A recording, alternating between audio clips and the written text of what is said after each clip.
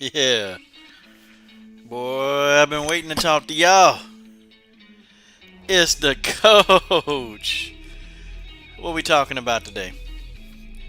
Guys, you're on the Bias but Balance podcast. And I'm your host of the show, Coach Shelton Harrison. Yeah, we got a lot to talk about today. We finna get at it. Let me know where you at, where you from. Or just let me know you're here so I can shout you out. I would love to be able to shout you out. Okay? Marcus Bell, my brother, LDBC, Black Reality TV. Black Reality TV in a god doggone building. Marcus Bell, the coach's first ever moderator, right here in the building. Yeah, here we go. Here we go. A little something like this. Coach Shelton Harrison putting all you trolls to shame. Haters in my comment section can't stand my name. You say you hate the videos, but you're watching still the same. Nothing else to do because your life is just lame. Cause you a simp like that.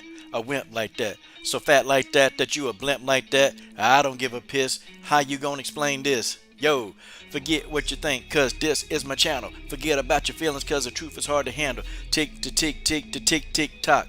Popcorn, pop tart fart. Leave a racist comment and you will get blocked. Coach Shelton Harrison, there never be no comparison. You're live on the show, sit back and have a listen. Man, General Africa stud up in that super chat. The General Mofo Africa. Mr. Bennett out of Charleston, South Carolina. Mr. Bennett, one day, brother, one day. When I pull up through there, man, we're gonna get up, Mr. Bennett. When I pull up through there, Mr. Bennett, I'm gonna pull up, man. And man, I don't eat much, man, but I get you something else, man. Alright. George Page. Alright, Jatrick Turner. This is my first time seeing you on the channel. It's all good. What's up, man? Tay Brown talking about handsome coach. What's up, Tay? Tay? Yeah, Mr. Bennett. I rolled through Charleston one day, man. I hit you up, man. If I rolled through there, Mr. Bennett, definitely hit you up, bro. Yeah, Charleston, South Carolina, man. I used to roll through there back in the day, man. You know, sometimes I got some business, man, that I do down in Georgia, and I have to pass through Charleston, but you know, let you know behind the scene. Yeah, last night was a mess, but we finna talk. We finna talk. Talk. Alright, 10 and 4. I don't know what that means. Marcus Bell fire. Oh, Julianne Opinion, she 9 and 4 now. Yeah, last night was a mess, y'all. Okay, what to do? Yeah, here we go. Let me find out some people. Yeah.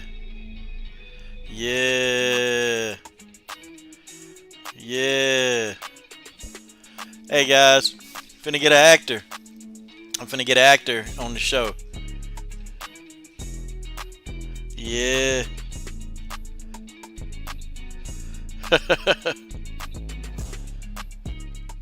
Okay. Alright, y'all. Alright, let's cut the music. I'm ready to start cooking. Sorry, y'all. I'm trying to get an actress on the show. Oh, God dog it. I'm sorry, Mr. Bennett. I'm stupid, man. I'm stupid. Forgive me, bro. Alright, let's cut this music. Let's get to talking. Let's go ahead and get this up, man. It's going to take, people on some other streams and stuff like that, man. So we're going to kind of, get this thing cracking. Okay, guys. Sergey Kovalev. Sergey Kovalev. Sergey Kovalev, he's pleaded guilty, okay? He's pleaded guilty to all the stuff that he did, and of course, he gets a slap on the wrist. Now, folks, we all knew, everybody in our mama, we knew that Sergey Kovalev was going to get a slap on the wrist, okay? And of course, that's what he got, okay? He got a slap on the wrist. Now, had a couple people come by and say, well, how do you know he did it? Well, he pleaded guilty to it. That's how we know he did it, but it's also the stuff is on record, man. This woman got video of Sergey Kovalev stalking her. This woman also got, doctors. Got doctors, got doctors or whatever, for the dog. This woman broke her neck. Then I'm sitting there saying, so what did this woman do, man? Did she break her own neck? I mean, did she, punch herself in the face so hard? I mean, this guy, he stalked this woman. Stalked this woman. Okay, he got put in jail for stalking this woman. Gets out of jail, makes bail, and then goes right back to this woman's house and stalks this woman again. I mean, come on, man. Come on. Like, how do you do all of that? How do you do all of that?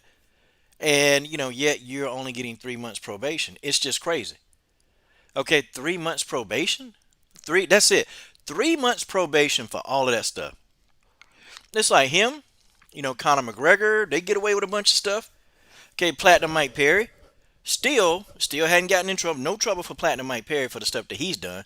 Okay? Nah, but that's okay. That's okay. That's okay. These guys, people like Kovalev, he's taking advantage. He's taken advantage of the privilege of this country called the United States of America. Okay? Sergey Kovalev has taken advantage of his privilege, and he understands that. And also, Sergey Kovalev is a racist. And people say, well, how do you know he's racist? Well, okay. So, how do we know Sergey Kovalev is racist? Well, let's take a look, okay? We're going to take a look at the screen. We're going to just take a look at the screen. Now, and honestly, I want a guy or whoever, if you are a Sergey Kovalev apologist, okay? What I want you to do is to take a look, okay? And be honest, okay? Be completely honest, okay? I'm putting it up here on the screen right now, okay? Be completely honest. Seriously. Be real completely honest and say, hey, you know what? I don't know if that's racist. I don't really know if that's a racist thing. I don't know. It don't seem racist. Please, I want you to tell me this, okay? See, when you look at this photograph, the photograph is coming up on the screen here any minute. Okay, hold on. I'm actually putting the picture up on the screen. Internet's a little slow, but you guys will get the gist. You guys will get the gist. Okay. Everybody in boxing, most fighters, they say he's racist. A lot of people, a lot of fighters, they say, hey, he's a racist. This is nothing new, y'all.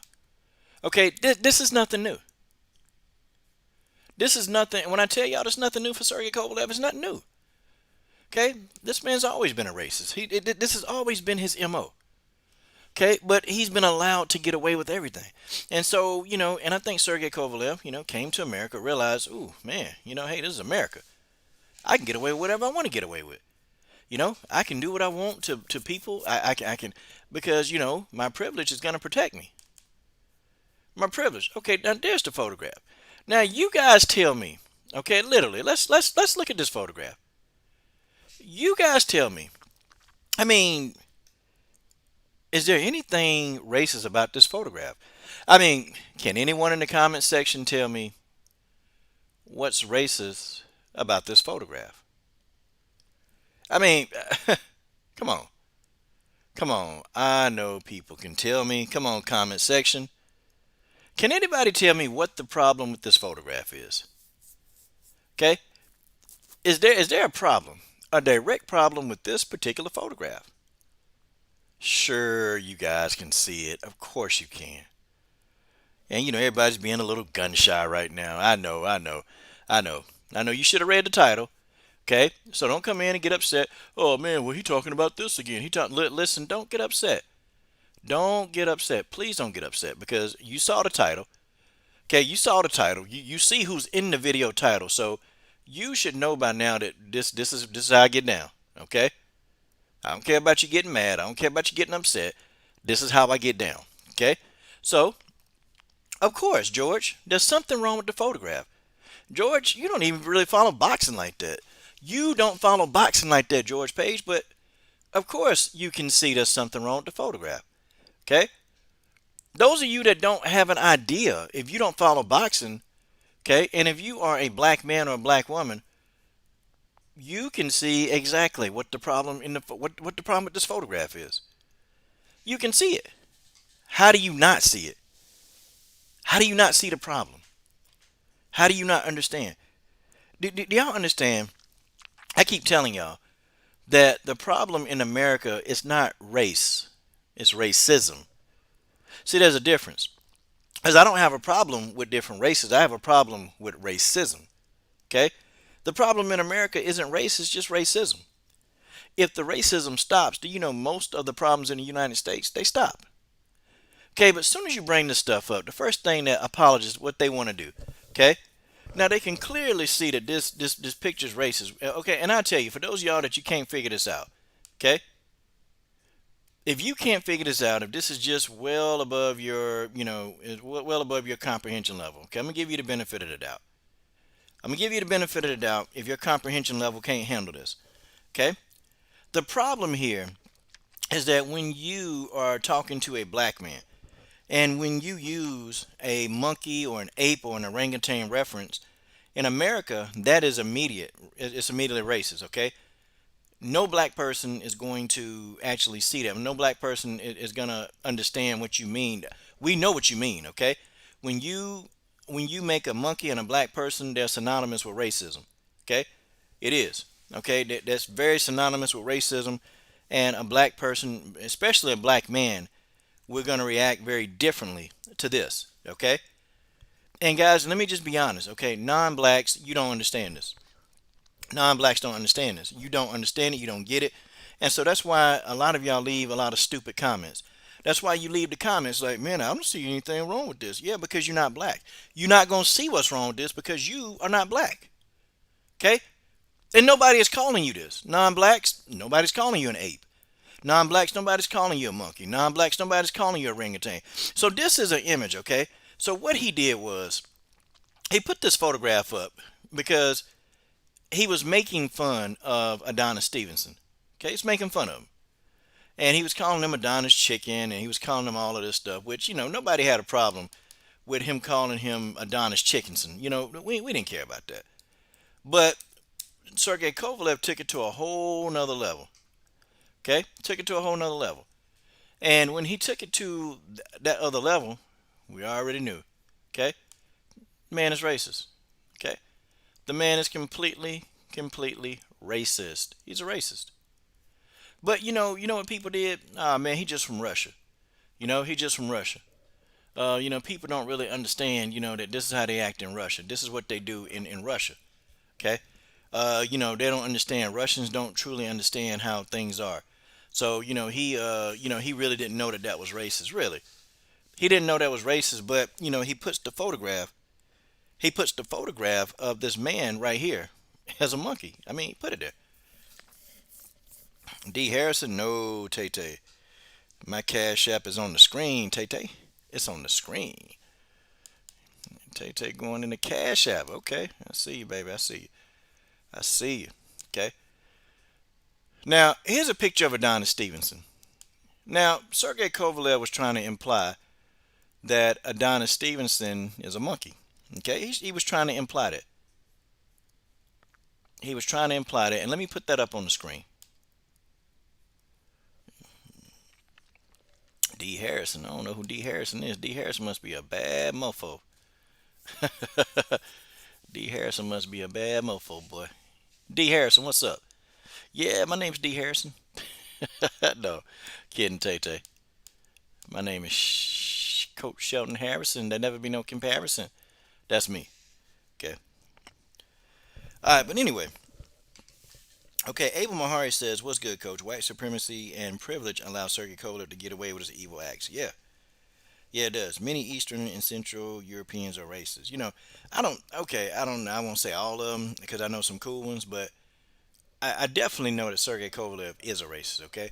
And he was trying to imply that Adonis Stevenson is a monkey, okay? That's what Sergey Kovalev was legit trying to imply, and guess what? He implied it. He indicated that, hey, Adonis is scared of me. The monkey is afraid of me. Okay? But you had people that defended this. You had people that stood up for this. You had people that said that, hey, you know what? This not racist. Y'all mistook it. Oh, it's trash talk. Okay. See, it's always the people. It's always non-blacks trying to tell us that, oh, it's just trash talk, or we taking it too serious, or we looking too far into this. But then as soon as let them be insulted. Let them be insulted. Oh, and they be screaming. Oh, they be screaming, man, see this, man, see how racist this is. They scream. So it's like non-blacks, they don't understand. that when you call a black person a monkey or any kind of ape, okay, for real, when you do that, you don't understand. They don't non-blacks. You don't understand that it's racist. Okay, you don't have empathy or sympathy for that because you don't get it. You don't get it. I don't care, how cool you try to be or how much understanding you try. You don't understand. Okay, you just don't get it. And so, and I'm not gonna expect you to. I'm not going to expect you to. Okay, me, again, on my channel, I don't I don't use racial slurs. I don't care to. Okay, it's just why. Why would I want to use that? Why would I'm talking about if any person of any race. I don't care to use racial slurs. I don't care to do it. Okay, I don't care to do it. It's not my thing. Not my mo. So I shut that off. Okay, I shut all that off. But I don't have to stoop to your level. But I can tell you, and I can get under your skin without saying anything racist.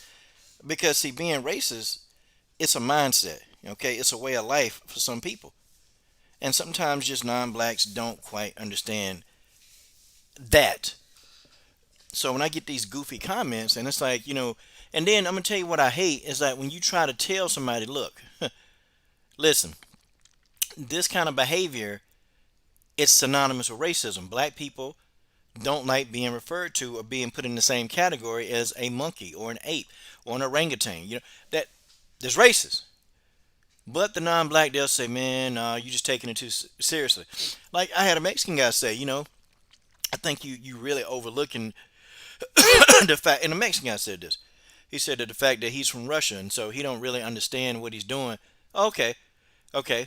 I said, so what if Sergey Kovalev started calling you every Mexican racial slur in the book? How would you feel? Oh well, man, I wouldn't feel so good about that because the world knows. And he's trying to tell me that the world knows, things that are racist towards Mexicans. Oh, really? The world knows? I said, man, look, you guys, Mexicans are treated very poorly. But I said, black people are just disrespected by everything, every race. Everybody that's not black people are disrespected. And it gets to a point where you sit here and you like, okay, dang, man. Like, what can a black person do? What can a black person, I mean, we can't do stuff. I mean, we can't go shopping without somebody trying to mess with us. We can't drive our car, without getting pulled over. And people always say, well, if you respect the police, if you do what you're supposed to do, the police won't try to harass you. Well, I've been harassed, okay? I'm law abiding. I do what I'm supposed to do. I've been harassed. I've been pulled over. I had cops tell me, hey, can I search your car? And then when I tell them no, then they make it uncomfortable for me. They do whatever they got to do, man. They keep me there. Like one cop kept me at a traffic stop for over an hour because I wouldn't let him search my car. Like, why? To my well, it seems like you hiding something. I said, man, what I got to let you search my car for? I don't know you. I don't know what you gonna do. Okay, I said I'm not being belligerent. Okay, I'm not trying to stop you from doing your job, but your job description does not require you to search my car, and I'm not going to let you search the car because I've done no. I hadn't been suspected of a crime. And even if I was, I still wouldn't let you search my car because I don't know if you're going to put something in there, if you're going to plant something, if you're going to do whatever you think you're going to do because some cops are dirty, some cops are crooked. And it's just what it is, y'all. Some cops are dirty, some cops are crooked. What are you going to do? But no, I'm not going to let you search my car.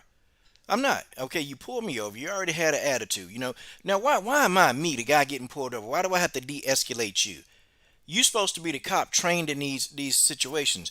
You supposed to be trained in de-escalation tactics, but me, I gotta de-escalate you because you coming all amped up. Yeah, and I said, sir, why are you so aggressive? I'm not aggressive, man, but I know you hiding something. I said, you don't know anything. You pulled me over. And I said, the reason why you pulled me over, okay, you pulled me over because you said my tag lights were out. Well, I just proved to you that the tag lights work. So, I mean, you lied. And I told him, I said, man, you lied. You didn't pull me over. You didn't pull me over for a tag light. I said, bro, you pulled me over, man, because I don't know what you're doing or what's in your mind or what you feel. I don't know what you're thinking. I said, but you pulled me over. Okay, and it wasn't for a tag light. I said, that's stupid because they work. And I'm sure I'm pointing to them. Look, the tag lights work right there. So why did you pull me over? I said, look, man, I said, you about to have a lawsuit. I said, okay, go ahead. Then go ahead and do what you think you want to do. I said, but if you violate my rights, I said, I'm finna sue you and I'm finna sue this department. I said, go ahead. Okay, if you think you're going to search my car and you getting away with it, I said, you're not. Okay, Don't ask me again. I said, you're not searching the car. If you're going to give me a citation so I can be on my way. Now, this is after about 50 minutes of me being respectful to him. This is after 50 minutes of me being respectful. Like me actually telling him, like, look, oh, Tay Brown in the darn Cash App. God, dog, Tay Brown studding up. Tay to the Tay to the Brown. Tay to the Tay to the Tay to the Brown. Chicka Tay Brown. Shout out to my sister. Shout out to the queen of the LDBC, Tay Brown. Okay? Shout out to the queen of the LDBC, Tay Brown. And I'm going to tell you how my attitudes have been. My attitude have been, pretty much, I'm not even finna, I'm not having a debate with you. I'm not finna, I'm not finna discuss your view of what you think. Okay, I'm not finna have a debate with you. I'm not finna discuss your view of why you think that what this person said in racist. I'm not doing it. I'm just gonna block you. Okay, I'm just gonna put the block button on, and I'm moving about my business. Okay, I'm not finna argue with no police officer. I ain't finna look, man. You're not finna search my car. You ain't finna do any of that. You ain't searching my car. You're not finna invade my privacy. You're not doing that because you got on a badge, okay? Or you're not coming to my YouTube comment section to try to debate me, okay, on why you think that what this man said ain't racist. Look, I'm blocking you. Okay, I'm blocking you, and you're not finna send me articles about what they doing over here in this city, what they doing, what black people doing each other. We talking about what this racist are doing. We talking about what he's saying. Okay, fine. Okay, fine, fine. It is what it is. Okay, that's just me. Okay, Abel Mahari said I don't use the R word, the R word, the N word, or any racial slurs because I don't want to contribute to this level of evil behavior. Yeah, Abel. I don't use any racial slurs. I don't use any Mexican racial slurs. I don't use any white racial slurs. I don't use any of those, okay? I don't because why? Why would I want to use that? Why would I want to use that? Just like when I tell people, when I tell non-black people, why would you want to use that word? Why would you want to use that word? And do you know the response that I get? Oh, well, black people, you call yourselves the N-word all the time.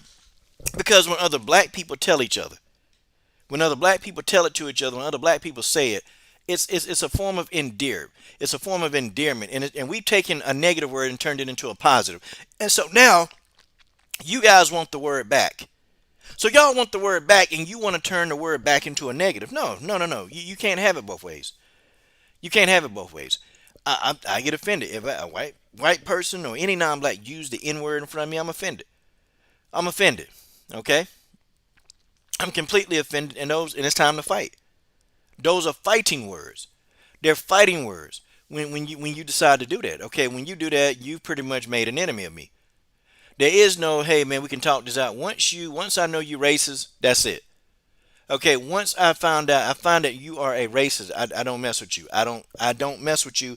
You do you, and I do me. But there is no coming back. You're not gonna be my friend, say some racial stuff, and then be my friend later. It's just not gonna happen. Okay, you can forget it. Okay, I mean you gotta have forgiveness. No. That's the unforgivable sin with me. You don't get a second chance. Okay, you don't get a second chance. You can mess up and say some slick stuff all you want to, but you don't get a second chance with me when it comes to racism. You don't get it. Okay. And Darn Show ain't finna get that to you. Darn Show not finna give it to you. It's a wrap. You can forget it. Don't say nothing to me. Don't try to be my friend. And I've got people here that I've blocked. Okay, I blocked them. I put these people. I blocked them. I don't time them out. And they make new accounts trying to justify. They make new accounts trying to justify the racism that they use, or they're trying to justify that they were sorry they didn't mean what they said. It's too late. It's way too late for me. Because as soon as you reveal to me that you're a racist, that's it. I don't deal with you. I don't deal with you anymore. I don't deal with you. I let you go. Okay? I let you go. Anything, who you are, I let you go. It is what it is. Yep, George, you're right. You're right. And Sergey Kovalev know who he is, y'all. See, and that's the thing, too. People, they gave Sergey Kovalev a pass. Okay, this woman, y'all, yeah, I mean, look, this guy, he beat this woman. He tried to rape this woman. Okay? He beat this woman. He tried to rape this woman. Okay? Abused the woman dog, for whatever that is. Okay, he beat this woman, tried to rape her, stalked her, sexually assaulted her. Okay, then he punched this woman so hard in the face that he broke her neck. Okay, he punched her that hard that he broke the woman's neck. So now you have all of this going on, all of it. And this man gets 3 years probation, a slap on the wrist. So Sergey Kovalev, he's going to be able to continue to go ahead and do what he wants to do. He's going to be able to go fight. He's going to be able to, make his money. He's going to be able to do anything that he wants to do. Why? Because he's got the privilege. And I'm going to end that right there. I'm going to end this part of the conversation about this right there. Okay, guys.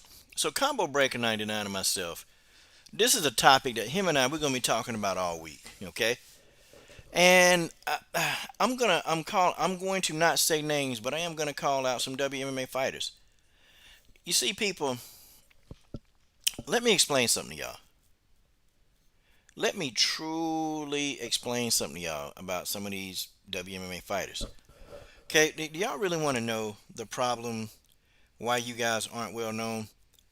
And it's because of how you as a fighter conduct your business.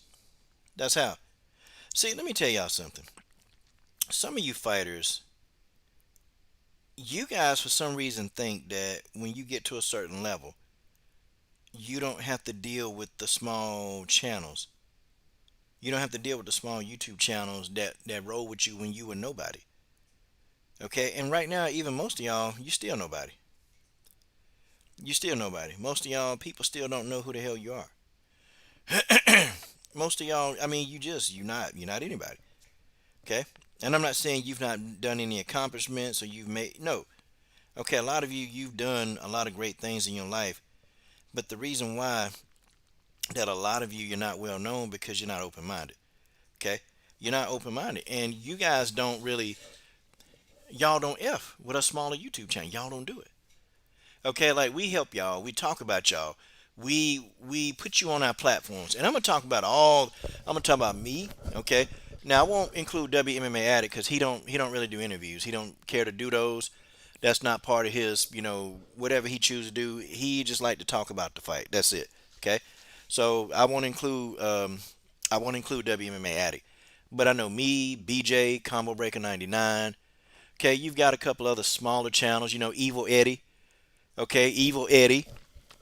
Okay, all of us, we talk about these fighters, man. We interview these fighters. We do whatever we got to do to try to help promote these fighters. And when these fighters they get to a level, they act like they don't want to interview with us. Okay, now I'm not talking about Denise Killhouse. I'm not talking about Marin Reynaud. Okay, I'm not talking about them. Okay, I'm not talking about Marin Reynaud. Okay, I'm not talking about them, because Marin Reynaud rocking my channel. I'm not talking about certain fighters, okay? So you fighters, those y'all that watch my channel, okay? You guys know that I'm not talking about y'all. I'm talking about the ones of y'all that rock with me. Not talking about Cindy Dandois, because they all rock with me heavy. And when I say heavy, they rock with me heavy. On YouTube, behind the scenes, okay? They rock with me heavy. Shout out to my brother Combo Breaker 99 at Super Chat. He said, yes, sir, we will speak on this. I'm working, but send me a link so we can try and jump on for a bit if I can. Okay. So I'm going to send the brother Combo Breaker 99 a link right now. Okay. The brother Combo Breaker 99 is about to get on. And I tried to actually do it when he was taking his break. Okay. So let me go ahead and let me get the brother Combo Breaker 99 here in the building, man. I got to get him in here. But the reason why nobody know you guys is that y'all take a shit on the small YouTube channels that we promote you. Okay, we promote y'all. We don't ask y'all for shit. Okay, we don't ask y'all people for anything. All we want to do is help promote your brand because we appreciate the work that you do inside of the octagon. Well, you guys will interview with us. Y'all interview with us. And y'all might not like the views that you got. We don't know. But we do promote y'all heavy. We do a good job of that. And we promote y'all better than some of y'all damn managers do. Okay, we promote y'all better than some of your managers do. Like real talk, we promote y'all, and then y'all reach to a level. Some of y'all, when you get to the UFC, you act like you ain't got to talk to us, okay? Or, and Combo probably know this, man. When we sit and we try to call y'all or we text y'all, and y'all see the messages, but y'all act like y'all don't hear us, or y'all act like y'all can't see us, okay? See, this is what y'all do. This is what y'all do with us. So we in turn, we sitting here like, dang, well, okay, what we do to y'all, we just trying to help. We trying to help. And I'm telling you fighters now, I mean, y'all ain't shit. And I'm talking about y'all can fight, but don't nobody know who the hell y'all are. Don't nobody know who the hell y'all are. I mean, the only people who talk about y'all are us in the WMMA universe. That's us. Okay? The people who talk about y'all is me, BJ Johnson, okay? Combo Breaker 99 talk about y'all. Brother WMMA Addict, he talk about y'all. Okay, Evil Eddie talk about y'all. I mean, that's it. And it's another hating ass channel. I don't want to talk about him, okay? But I'm going to even on his end, even on his end, okay? He talk about y'all. Even though that dude, I can't stand him. And Robert Henry. Robert Henry now talking about y'all. But all the WMMA channels that really, really, truly want to give y'all like that respect and them props. Well, guess what? We try to, we want to. We want to keep doing it, but then, like, okay, we trying to help promote your next fight, and then y'all like y'all can't see the man. Okay, well, I go to myself and I'm like, you know what? I just be like, the hell with it. Okay, I don't want to talk to these people, And I was telling, who was I telling? I can't even remember who I was telling the other day. I can't remember who I was telling the other day. I'm sitting here like, yo, I'm done with these interviews. I don't want to do no more. I'm kind of done with them. Like, I'll still interview the people that I F with. I'll still interview those people that I truly, truly F with. Okay, I'll deal with them. But the rest of them, no, no, no, no, no. I'm not. I'm just kind of at that point where I don't want to, like them thinking that, oh man, I got an interview with these guys. Nah, I mean, fuck it. If that's how you feel, I don't want you to don't worry about me trying to contact you. Okay, but just know that in the WMMA universe, okay, in the WMMA universe, nobody outside of this really really talk about y'all. You might get an excerpt on Ho Rogan's page, okay. You might get some shine on there. You might, okay. It's a chance. Oh, Combo, I sent that link to you. You might get a chance on Ho Rogan's channel. I mean, Chael Sonnen might interview you, but the most of the time, them guys they interviewing the guys. Okay, they not fooling with y'all. They not fooling with y'all. So here it is. Okay, we come on here. We appreciate and admire the work that you do. We want to help promote your brand because we know that y'all work hard. We know that y'all don't get the same recognition. We understand this. We get this. We not asking for y'all nothing. We ain't doing this for views. We not doing this for like. And hell, we sitting here now in this chat. Like how many? I say 95% of all my, of this. This is really one of the only months that this is 2 months out of the months that I've been in existence where my money and my super chats don't go to a fighter. Okay, super chat money don't go to a fighter. It's going to like kids weightlifting team, and then I went out and bought some groceries. Okay, for some families. I did that for kids that don't have groceries while they're sitting at home and they ain't got nothing to eat. I did that. Okay, I did all of that. But I'm sitting here like, okay, so we give the super chats, and then George and Robert Henry, Combo Breaker 99. We're all giving our money because they give super chats to my channel, and the rest of y'all that give super chats, Tay Tay Brown, they give the super chats to my channel because we in turn give it to these fighters. Okay, we give it to them, the ones that are struggling, the ones that really need it. And see, I know that this isn't a conversation that people just want to hear. It's just not. It's not a conversation that people legit want to hear. They don't want to hear that. But this is the honest truth. Okay, y'all want the honest truth? I mean, come on. We walk down the street with a lot of you. Okay, with a lot of you WMMA channels. We walk down the street, and if we actually say, "Hey, do you know so and so? Do you know who this is?" They're gonna say, "Hell no, I don't know that person." Hey, do you know who this fighter is? Now, I'm not saying names for a reason. I'm just not gonna say their names. I don't even really care. Today of this day, October the 4th, whatever. I just don't really care to try to even give you any promotion, any shine, none. Now, my brother Combo in the building. What's up, Combo? Hey, what's going on, man? Man, what it do, man? Hey man, I'm gonna be a little in and out, because I was just taking care of some things. But yeah, I'm still listening, man. I'll go in a minute. I'll Oh, let you keep going. nah, man. I'm gonna let you go, man, cause you here now, man. And you got work, so you got. Okay. Yeah, man. Like for me, it's like definitely not talking about any of the fighters I've interviewed with.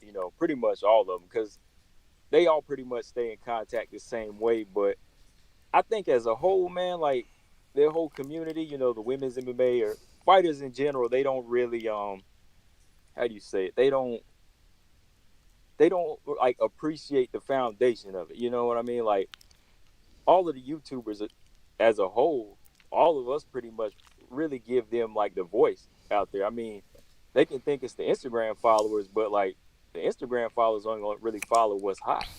Like if you looking at it like for example, some of the fighters with like tens and thousands of Instagram followers, I mean, they're really not there to appreciate them. They're just kind of following to look at the pictures they post. They don't really care about them as a whole. Like, so when they going broke, they not the guys out there going to raise money for them. You know what I mean? Yeah, ain't that something, man? Some of these people have hundreds of thousands of Instagram followers. Some And of they them still have, broke. and they still broke. They can't get these people to donate to them. And do you understand how that logic is flawed? Okay, so they Mm-hmm. won't talk to us when they make it big or when they think they've made it big. They won't talk to us, but they hope and pray that they can get on Ho Rogan's podcast. They hope that they can get on there. They hope the area Hawani will talk to them to give them some views. They are hoping for that, but they don't get that a lot of time. A lot of them don't even, and it's so weird, man. When I start looking at the number of fighters, and do you know, man, that less than 2% of these fighters, bro, and I did the math, less than 2% of these WMMA fighters ever get to speak on Ho Rogan's podcast. Yeah, Like, do you know yeah. less than 2%? I It's mean, like Angela Hill, I was surprised she even got up there. Well, because it was, and the reason why she got on there is because the whole thing, and you got to look at the timing, man. Oh See yeah, the timing of it when they was talking about she was the first black woman to be in the UFC. Okay, well, notice, that she got a lot of hate for that. So guess what? He puts on his podcast, or she was the first black woman to headline a paper, an event to be a headliner. Okay, hmm well, okay, then they was talking that up. See, Angela Hill, and I hate to say this, man, Angela Hill been brown nosing, and Angela Hill, and kind of did a little bit of buck dancing, man. And so they will have her on because Angela Hill, she's well spoken, she understands the sport, and also she brings a little bit of controversy, okay, with it. So Angela Hill is actually kind of popular. She's very popular. I mean, yeah. she's more popular than a lot of these fighters, believe it or not. And she don't have like the best record, and I'll prove it to you, man. I'll prove it to you. She don't have like the biggest Instagram following, but see, they hate Angela Hill because the UFC, they put Angela Hill, they put her out there. They said, hey, this is the first black woman to do this. And of course, guess what? The UFC, they don't care because guess what they're doing? They know that this is going to cause controversy. It's going to Mm. cause controversy, and she's going to be out there. Like, what? She got 134,000 Instagram followers. That's not bad. It's not bad at all. It's good. It's decent, but it's not like millions, okay?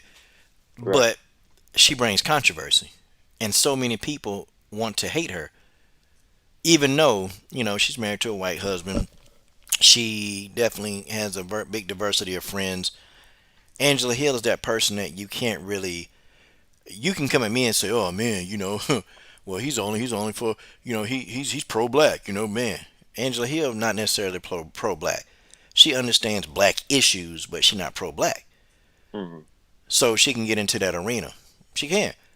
And Right. she's actually kind of popular. Don't let the Instagram fool you. Angela Hill is popular. I mean, they wouldn't be having her on TV doing commentary. See, all the stuff line up, man. They wouldn't have her on the whole Rogan podcast. None of that, man. Okay, if she didn't have some value added to put into the company, and she does, being black, being black, Yeah. Right. being black. You know, and you know what's crazy is like I think that she plays into that well because if if yeah, I was looking at her what was it, her YouTube video where she did her the little UFC special when she was the first main event, first black woman to be a main event. And I saw how many dislikes she had, I was like, damn. But at the same time, I think she kind of plays into that role because, it's still going to build up their stats, whether they hate her or they love her. So I think that's what a lot of the fighters they do. I think because it was like the message I sent you the other day. It was like, why would a fighter take time to continue to post stuff that people are saying negative about him? Like somebody calls you fat, why are you going to take time to post that?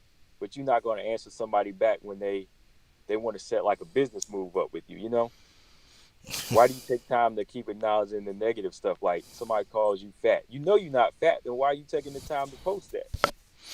Yeah, and that's what it's crazy. They acknowledge this negative crap. Well, people hating on me. Well, hell, we trying to love on you. We trying to get you over here, so we can talk to you. Help you build somewhat of a fan base. Help you, get people to follow you. Help people to buy your damn pay-per-views if you get on it. But no, y'all don't want to do that. Y'all want to treat us like, oh, well, man, going on his show. Oh shoot, man, we gotta.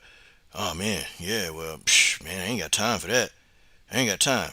And then you have time for the people that won't try to build you. That won't talk about your fights. They won't break your resumes down. They won't do film study on you. Like you don't have time for those kind of people. And I do appreciate certain fighters, man. I appreciate Marin Renault. I appreciate the people like Cindy Dandois. I appreciate, Marin Renault, even them and in the scenes and behind the scenes. I appreciate them. I appreciate people like Denise Kilholz who pretty much, man, just like, coach, you're a part of the team. Appreciate Chris Yeah, Cyborg. Even Chris Cyborg's like, coach, you're part of the team. Like, it's I appreciate them, man, and Roger. All of the fighters and the people that genuinely put value on what we do. They right. put value. They don't treat us as like, oh, well, they just the YouTube channel down here. They don't treat us like that because we don't have the doors, man, open. Okay, like we have to work 3 times as hard to get these interviews. Where if you somebody like Chael Sonnen, you can just make a phone call and you can get whoever you want on your show. Well, we don't have that flexibility because we're not in the MMA circle. We're not in that arena. We're not there. Right. Like we have to work. We got to call up gyms. We got to, you know, find managers, hit social media accounts. I mean, bro, we got to do everything. We got to leave messages, hundreds of. You know how many messages I left before I finally got a hold of Chris Cyborg? Like, you know how long it took me to track her down?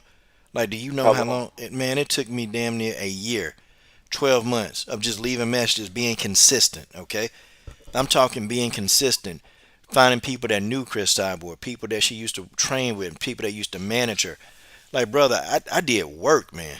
Like, But work. ain't that crazy how it took you that many messages where they probably were seen, but if you see an Ariel Helwani on your in your inbox, you go ahead and grab it. You know what I mean? Why not just go ahead and take the time to go ahead and say you grab a Coach Sheldon Harrison that, oh, I missed Well, 5 of his calls. Let me go ahead and grab him well, because I'm gonna tell he's you going what. to get me out there. I'm gonna tell you what happened, man. It was and Ray Ellaby, man. Shout out to Ray Ellaby. And I know people will be hating on Ray and be saying Ray and this, but I'm gonna tell you, man.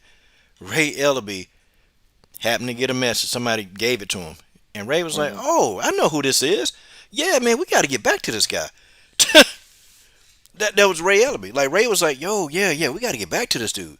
Yeah, he support us hard." Like, see, Ray figured that Ray got it. Ray got it. He Yeah. just like, okay, yeah, we're gonna get back to this guy for real. But Mm. he treated it like this. It was important. He treated it like it was important. Like, okay, it is what it is, man. Or Denise, who they doing media scrums that week, for Bellator. Dude, Hmm. this girl got a meeting, interview to go to, and I said, Denise, we finna be late to your interview. You finna? She said, oh no, it's okay. I'm like, but yo, you got to do these for Bellator. She said, oh no, it's okay. And I'm like, well, we can't talk long. She said, oh, just talk as long as you like.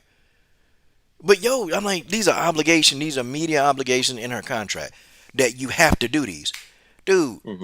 she stopped everything she was doing, man, and she said, Coach, I got some time. I want to talk to you now. And I said, now I got to set up my interview stuff. She said, okay, I'll wait. And my interview, man, it ain't gonna do 1,000 views with her. I mean, she can do Bellator interview that might do tens of thousands. But the fact Hmm. that she stopped what she was doing, bro, that and those are the fighters that I fuck with. The rest Yeah. of them, man, I'm kind of like, yo. And even behind the scenes, I'm gonna tell you something else behind the scenes too, man. That I'm that I'm really gonna do. But Yeah. for the most part, I'm kind of done with interview. I'm only going to interview certain people, and I'm just going to interview the people that rock with my channel. That's it. I'm not, because I know Denise been around. Mari been here when I was at like 300 or 400 subs, man. Real Right, talk. Mari Rayno been right. been rocking with me since I was at 3, 4, and 5, 600 subs. Okay, Mm, she been with me for a minute, man. Okay, Denise been around, man. I think Denise. I mean, that's one of the other interviews I did when I was at like only what at 1,000 subs. Denise did an interview with me, hmm and I'm sitting there like, dang, and they still rocking with me, still rocking. Well, see, that's the beautiful thing about that is like they appreciate what you do because they know it's more than just okay. I got to be seen at this one time or when I have a fight coming up. It's like uh, same. That's why I say shout out to Brittany Cloudy and Caitlin Young. Like before I even did an interview with Caitlin Young, she was sharing some of my stuff that I shared of hers, and she was thanking me for that. That's why I said, well, it shouldn't be no problem getting her. So when I did an interview with Caitlin Young, even after the interview, she said thanks for doing that because she got a chance to actually speak. Because they sometimes feel like the other platforms ain't giving them like a voice. It's just like, oh, we're gonna hear you this one time, but then you disappear. After that, we ain't gonna ever talk to you anymore. So that's how they kind of disappear. Because mainstream is just how a lot of these fighters think. And I think what was I gonna say about one fighter? We ain't gonna bring up the name yet, but it's like with one fighter, I didn't even want to put them on blast yet, but it was just like as soon as like they got to a certain point, as soon as they signed the contract, they said, "Oh, I ain't even gonna reach out to you no more." I was just like, "Damn," you know what I mean? I was like, "Come on." It ain't like they said it; they were too busy. They just put the cold shoulder up, and it's like, I can't even answer this person anymore. Yeah, I got about it's 3 or 4 of 'em, man, that I was rocking heavy. And you notice I kind of don't say nothing, man. I kind of just let them do their Yeah, thing. right. Man, I ain't rocking. I ain't talking about their fights. I do. I mean, I may do a post fight analysis video because I'm talking about the sport of WMMA. But as far as like really like, oh man, I'm looking forward to this fight. Nah, I kind of stopped a lot of that, man. I mean, Yeah, now yeah. now I tell you, even fighters, man, special fight like Karina Rodriguez, like man, she done took like an actual like a view into my actual lifestyle. Like, and the reason why I have that photograph of her up there, man, because that's the youth group that I mentor. I mentor Right. these at-risk kids, and Karina Rodriguez, wearing my stuff at Lobo Gym. Like, she working out in it, and of course they asking her about it. Like, what's that? Oh, well, Coach Sheldon Harrison worked with these at-risk kids, and she started getting into explaining that stuff. And I sent her some of my hmm stuff, and even some of her teammates want some because they like what I'm doing. But it's like, they come at and they respect, man. Like Karina Rodriguez, Denise Kilhose, like all of them, man, they have no problem saying, okay, yeah, I definitely want to talk to you, coach, I don't mind. Or, when I text them, they text me back, man. They don't, like, I don't send them a text message, man, by phone, and then they let the text message just sit there for like, like 3 and 4 weeks. And then when I text them again, like, yo, I mean, everything good? And then, one fighter, like, yeah, well, I saw the message. I'm like, what the fuck? But What why you, did you answer? yeah, just like I'm sitting here like, How? okay, How? damn. How you gonna Uh oh, explain hold on, this? man. Who we Coach got? Shelton Who we got? Harrison, there never be no comparison. You're live on the show. Sit back and have a listen. Oh, my girl. I know it's not fight related, but just wondering if you all would like some broccoli. Cheddar soup I made tonight, lol. The beautiful sports princess. And sports princess, you got, come on, go on and take it. I know when people call you, you're a beautiful person, okay? You're a beautiful person on the inside. You're a beautiful person on the outside, sports princess. You are just a beautiful person that I'm so thankful that I even we reach out, we talk to each other sometimes. You are an amazing person, sports princess, and I'm thankful that I've gotten to know you. Okay, you are an amazing person. Just know that, okay? And please, stay. Don't be like, no, he shouldn't say that. Come on, yes, sports princess. Yes, I should. Okay, definitely. I got so much love for you. I love sports princess to death. She's awesome. Okay, but what was you saying, man? Okay, so like you were saying with Karina Rodriguez, it's fighters like that get it. It's really like fighters like that get it. They know that trying to keep good ties with people and good relationships with people can mean so much more for them. You know. You don't just like put somebody's text off for a long time and then just say, what that last person say to you? What were you gonna say? Like when you What? send the person a text, Yeah, they got what the did they text. say? They got it. They And got it, but they didn't acknowledge it. yeah, and I'm like, well, what the, and so I kind of just said, okay, I get it. I see, I see what it is. Okay, cool. You don't got too big. I got you. Check. Okay, I'm gonna let that go. We good. We good. We good. You gonna do what you do. Okay. Right. You do what you do, and ain't don't worry, you ain't gonna bother you. So I cut that off. Okay. She said I'm a spitfire sports person. Nah, sports person. You're a beautiful person. So don't let nobody tell you that you ain't nothing. You perfect. Okay. But yeah, man. So combo. I just let them do what they do, man. But Oh yeah. I fuck with the fighters who fuck with me. And people like one dude came at me talking about, well, man, you need to try to support this fighter, man. They black like you. I said, well, I try. I try to help the sisters, but what am I gonna say? I got Caitlin Young rock on my channel, okay? Cindy Dandois, Karina Rodriguez, okay? They rock with this channel heavy. They rock with it. So what am I gonna look like? I'm trying to pursue somebody who black like I am, okay? I'm pursuing them, but they don't want to. They don't want to. They don't want me to talk to them. But these people, they willing to wear my gear. These people, they willing to put my videos up on their platforms. They willing to do all of that, man. They do it all. They do all of that, and then it's like they get it. They get it. But these other people that they want me to pursue, I'm trying to talk to them, and they be acting like, hey, well, talk to my manager. And when they tell you that, I already know, man. Because the managers, they say, oh, it's a YouTuber. Oh, nah, man, we ain't messing with them. And I know, and I got confirmation because, Roger told me. He told me, man, that's how a lot of these guys, and I believe him. I'm like, what? Wait a minute, hold on. What? No, the managers do? Well, this might be a question for Roger, but like, let me ask you this: what is like the manager? What are they really looking at as far as like saying, okay, why can't we talk to a YouTuber whenever YouTube is a little bit, people are watching YouTube more than they're watching TV. Like, why can't they interview the YouTuber? What's the boundaries they can cross with that? And I'm almost thinking, man, they look at numbers, if it's going to be worthwhile for them to come on the channel. And sometimes you can't do everything for the numbers. Like, when I interviewed Juliana Pena, man, she didn't really care. She did it because I gave her a speech, a motivational message. And she saw that, and man, that she internalized that message, man. And she wanted to talk to me. She wanted to. Because even people like Juliana Pena, man, hell, they need encouragement, man. Hell, fighting tough, man. And when you get in there and lose, it's tough. And so she needed encouragement. Right. Like, man, she came on, she wanted to talk. She wanted to talk to me. She wanted somebody to tell her that, hey, it's okay. Like, that whole interview, man, the whole interview was me nothing. All I did was I was just letting Juliana cook on herself. That's it. That's all I did. And I allow her just to be comfortable. Go ahead and do what you do, But they appreciate that stuff, man. But some of them don't, man. And, I'm going to tell you, it's so funny, man. It be some of the fighters, man, that, they got low social media followers anyway. They just on TV, but don't nobody really know who they are. And I say one I don't like your Roxanne Modafferi. Yeah, man, they stupid. She's stupid. Yeah. Okay, she's stupid. She really is just dumb. And I say that. They say, hey, well, talk to my manager. And when you talk to the managers, they put you off, man. Or they'll say, hey, can you show me some of your interviews? And so, when I'm like, dude, okay, cool, I'll show you any interview you want. Man, I done interviewed the top fighters in the world, okay? If they in WMMA, most of them I done interviewed.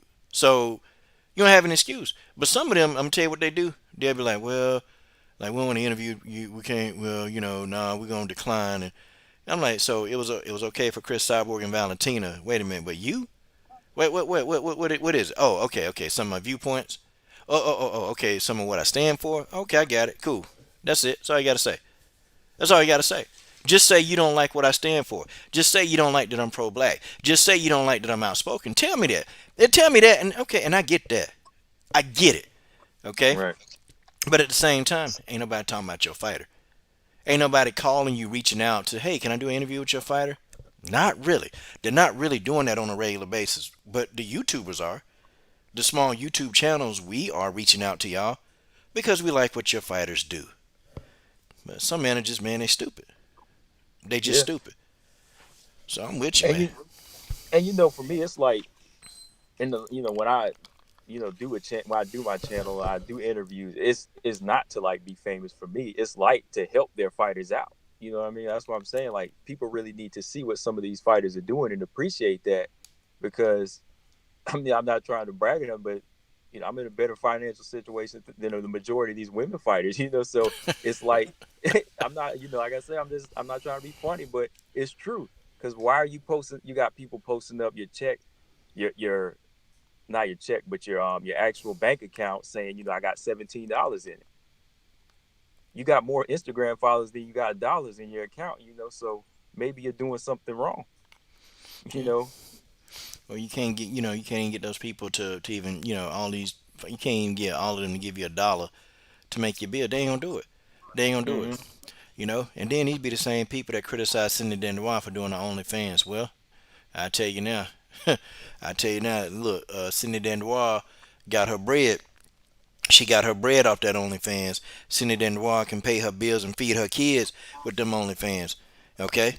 See, that's the thing, man. They'll condemn Cindy for it, and they'll say, well, she just doing this and this. Look, man, that woman doing what she got to do. And that's why Cindy was like, thank you, coach. Like, she rock with that. Like, you're a single woman. You got to do what you got to do. You got to make the ends meet. You got to feed your kids. And, with everything locked down, you can't get a part-time job. You're a teacher. That ain't paying enough money because you're trying to keep your gym open. So your teacher's salary can't pay your whole gym. See, you understand the mess that she in. And before the COVID hit, Cindy Dandois was banking bread, man, in her own gym. She was making that bread. But now it's like, yeah, COVID hit. COVID hard. So, yeah. So what? She took a little bit of clothes off. So what? She showed some skin. You know what, though? It's better than sitting around, being a hypocrite, and, man, dude, when I reached out, Cindy, I need to interview you. I said straight up. And she said, okay. I said, Cindy, I'm trying to help out some fighters. Can I put a logo on your uniform? She said, yeah. And you know what, man? You know what she even did, man? She was like, here, just give me this amount. And, and I said, but yo, that's I can give you the big amount. She goes, nah, do it this time, because then on the next one, you'll give me a lot more, and and she wouldn't take the money. She wouldn't take the big money. She took the little money to put the logo on her. And so, and I told her what I do with the money. She go, oh, okay, yeah. Well, let some other fighter have some too. Like, that's how she think. That's how she think. So she put my logo on her, man. She put that on there. Didn't ask no questions, bro. She just did it, Yeah. I'm like, damn. That's all right, man. That's all right.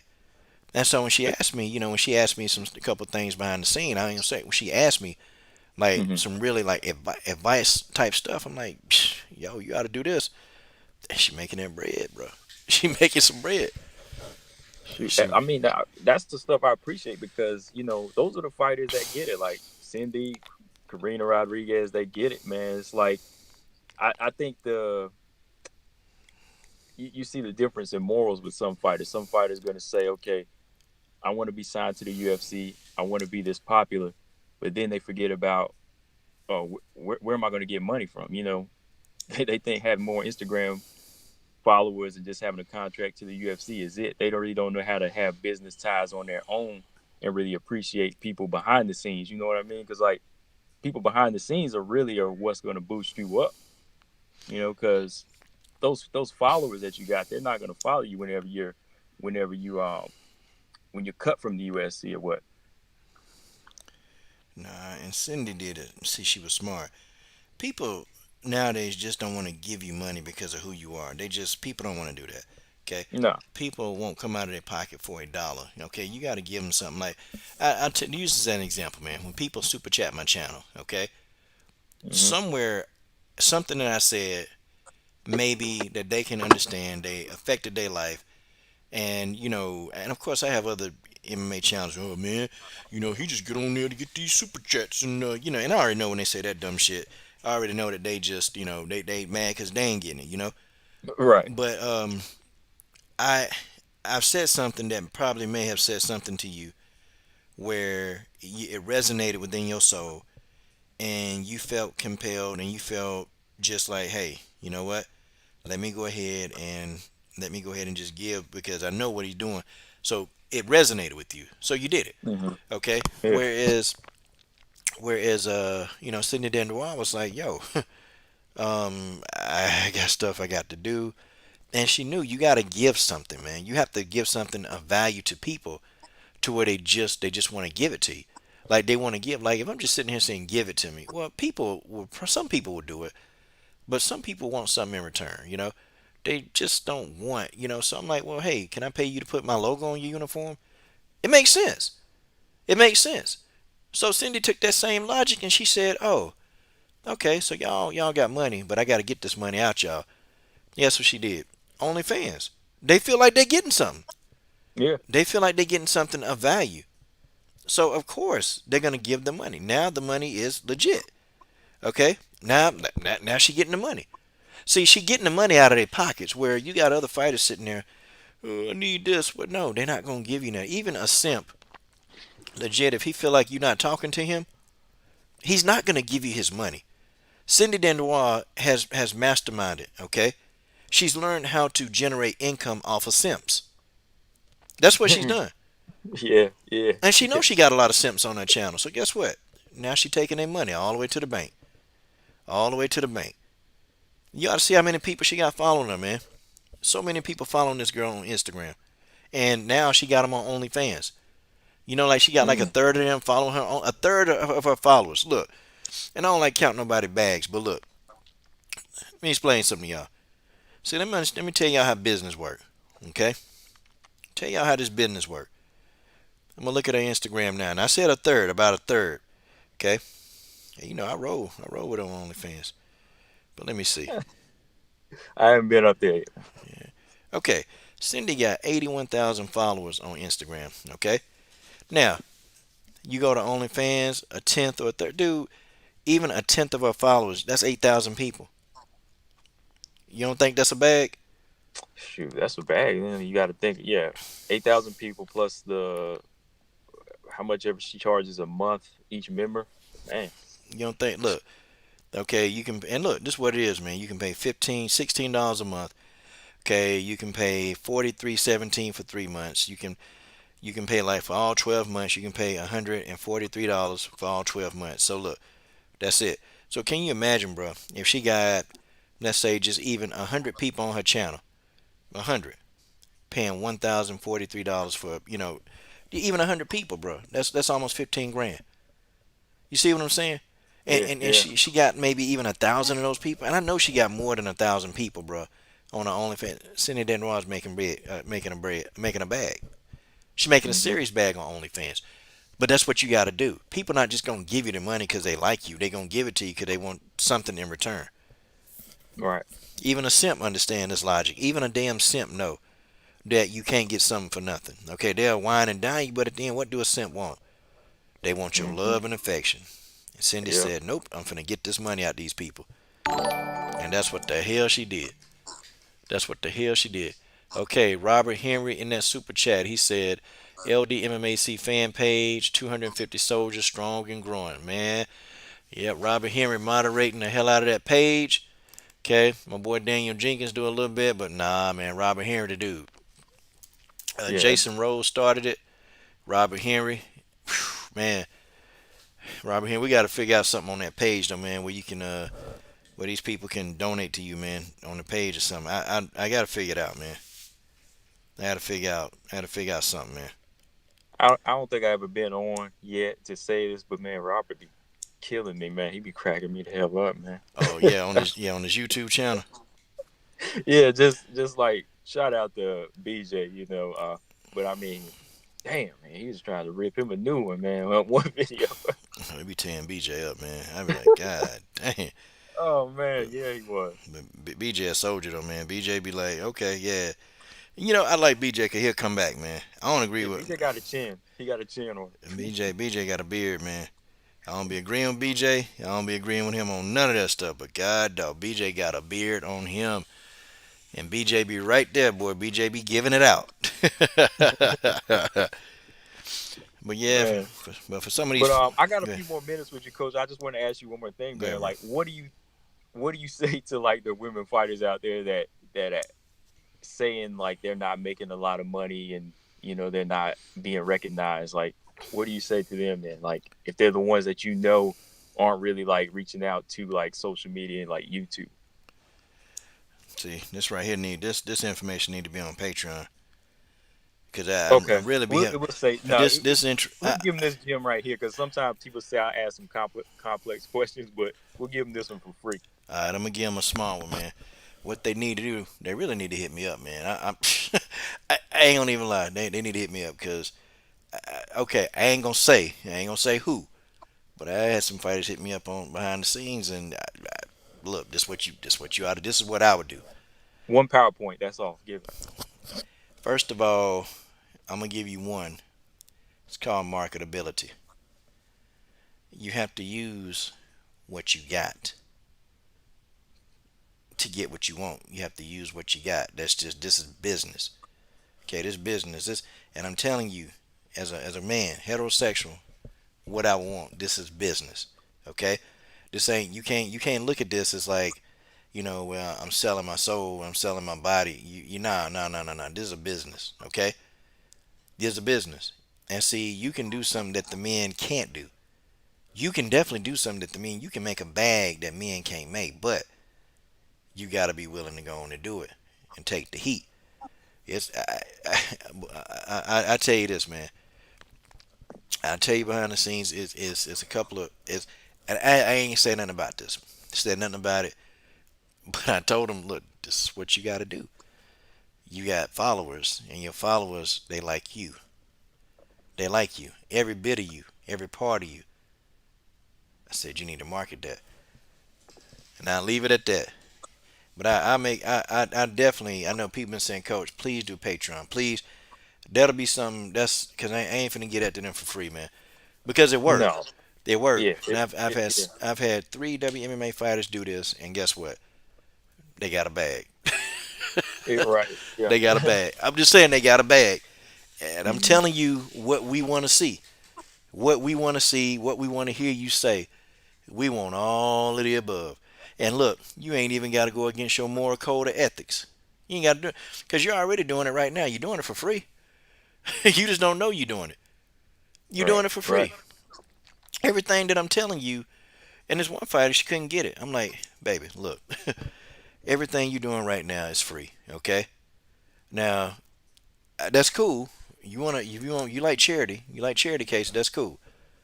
You're already doing everything that I suggest to you. You're doing it free. And you don't even know you're doing it. I said, check it out. If you do what I tell you to do, okay, in a month, you'll have more money than you can think about. And what you're doing is simple. It's real simple. See, everybody be hating on Valerie Laredo, but Valerie Laredo understand. She understand the game. Okay? Valerie Laredo understand the game. That's all she know. And hey, it's Valerie Laredo. She got it. She got it figured out. This girl, Valerie, she ain't got to step into an octagon no more. She ain't got to get in no octagon. Valerie Laredo can sit outside the octagon and just make bread. And it's like, ain't nobody looking at that. Hell, people always talk. Valerie Laredo making more than a lot of UFC fighters, man. And she ain't even fighting as much. Think about it. How the hell she pay all her bills, man? How does she pay all her bills? The girl fight less than you, okay? She do less than you, but she make more than you. See, that's the question that they need to be asking, okay? Mm-hmm. And sooner or later, man, after I get me a legion of fighters, I'm going to make a bag with them. Trust me. I ain't said nothing. I ain't said nothing to anybody.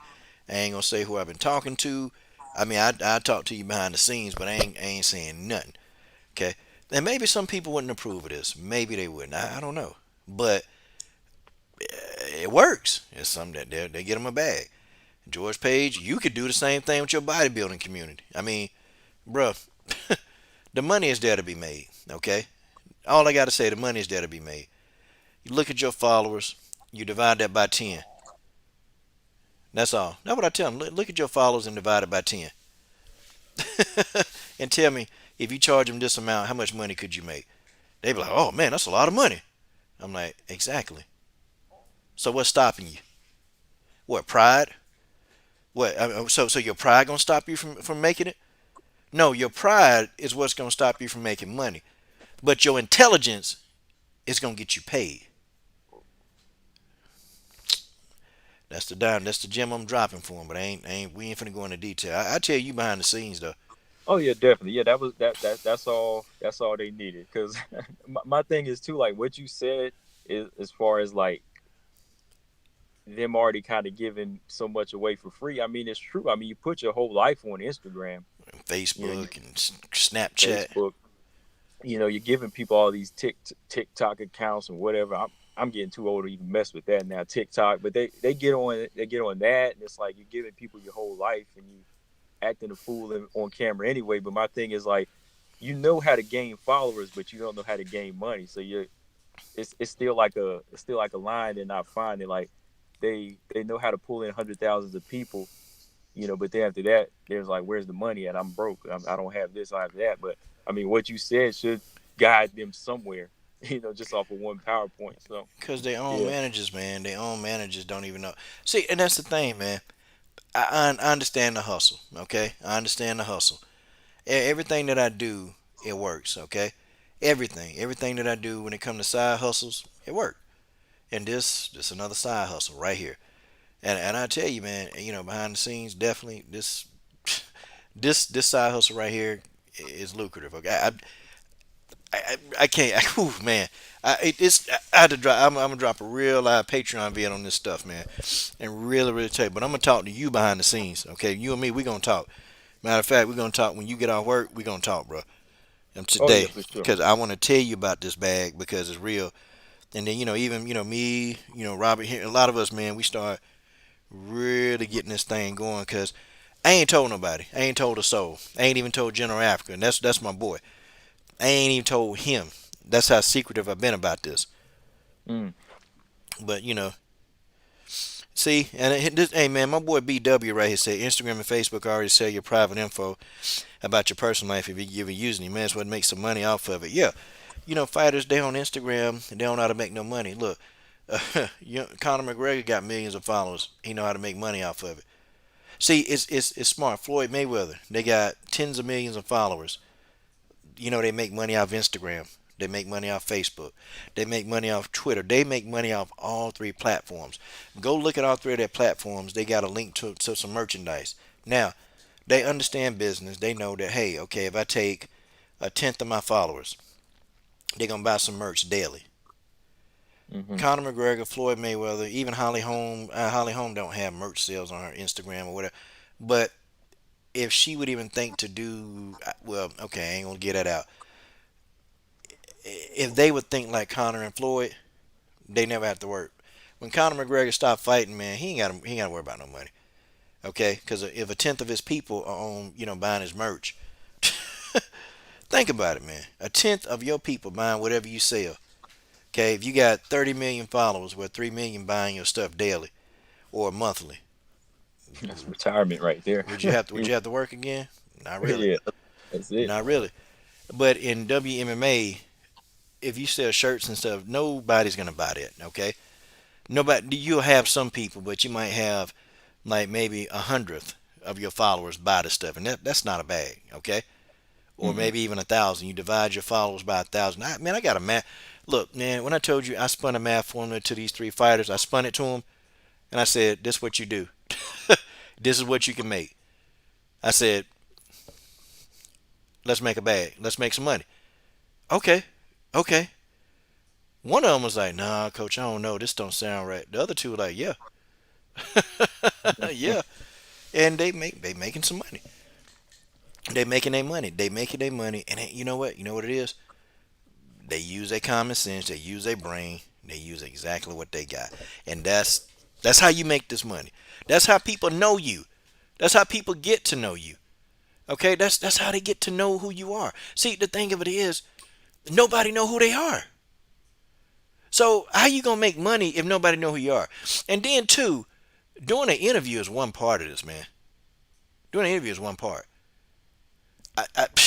Man, look, it's a couple of fighters who were shy. Man, I done opened them up.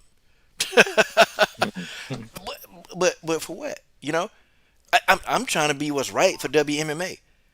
And people, all these little people, oh man, what coach is suggesting it might not be. Well, you don't know what I'm suggesting because I ain't telling your lame ass. You know, talking about the dude that's sitting here that would complain about it. I told this one fighter, look, it's not working. Whatever you're doing ain't working. I need you to do what I'm telling you to do. I need just do it. Do it for a month, and I guarantee, if you ain't making no bag, then stop. Look, man, you know, she wasn't getting the fights that she was thinking she was gonna get. But guess what happened? She made more money than she thought. She made more money in that month than she did fighting. And I said, do you understand now? Do you understand what I'm trying to tell you? Do you understand why your bank account will never be zero again if you do what I'm telling you? Do you know a lot of these fighters don't even understand the concept of having 5 to 6 incomes? Like, I got 5. And I'm like, you don't have 5 incomes? They be like, no, I only got like 1. In this What? fight. And that's the part they're not getting. The only income is that fighting. They don't understand, like, there's so many other branches they need to be linking out to, but they don't understand that. And one girl, she actually said, well, you don't have 1 income? I said, no, I got more than 1. And she was saying, yeah, you make money on YouTube. I said, I give that to y'all. I Yeah. just give y'all that. That I don't even count that as a source. I said I got 5, okay, and I'm working on 10.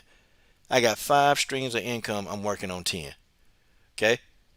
I'm working on my 10th one. I mean, I'm working on number 6 now, but I'm gonna get to 10. When I get to 10, then I can retire from everything and just do what I want to do. But they don't get it, man. One girl like, yeah, you seriously make 5, 6 streams of income? I said, yeah. I said, and you can make another one if you do what the hell I tell you. Crazy.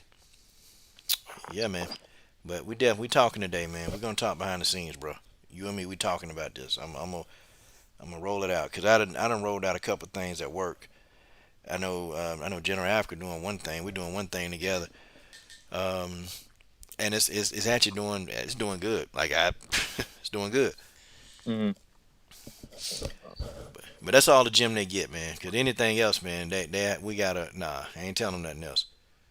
Yeah, that's something else I'll talk to you about later. Yeah. But yeah, I got a few more minutes here. But I saw you talking about the Kovalev thing, and I haven't really got a chance to hear much about that, in the news. But my thoughts on that, I'm just like, it is. That's how they always play with guys like him. They don't see him as the animal. They just Kovalev is that guy, the bad boy who can get a slap on the wrist, like Conor McGregor, just go about their business, and they back to where they want to be. They can do whatever they want, man. I mean, what he did was serious. I mean, but it's like if it was okay, if it was Floyd, if it was John Jones, one of them, they'd be trying to lock them up forever. But when it comes to Kovalev, oh, we don't really know who that is. So, why are we gonna waste time or even speaking about it? So I'm just really sick of him anyway as a fighter. Yeah, I'm about tired of him too, man. I mean, he ain't been relevant. Dude been getting beat up by everybody. Yeah. And you know what? Just go. Just leave. Go do what you do. Get out of here. Get out of here. Go on and get him out of here. Get him all the way out of here. Man, I wanted to talk about this Arena Holly Holm recap, man. I really want to talk about that. Arena Aldana. Oh, go ahead. Oh, if you want, like, I'm gonna be taking care of some business in a minute. If I mute out, then I'm still here. But I'll give you my take real quick on this fight. Yeah, go then for I'll, it. then I'll either hang up or whatever. But I just say that Holly Holm, I think she's learned so much more from her losses.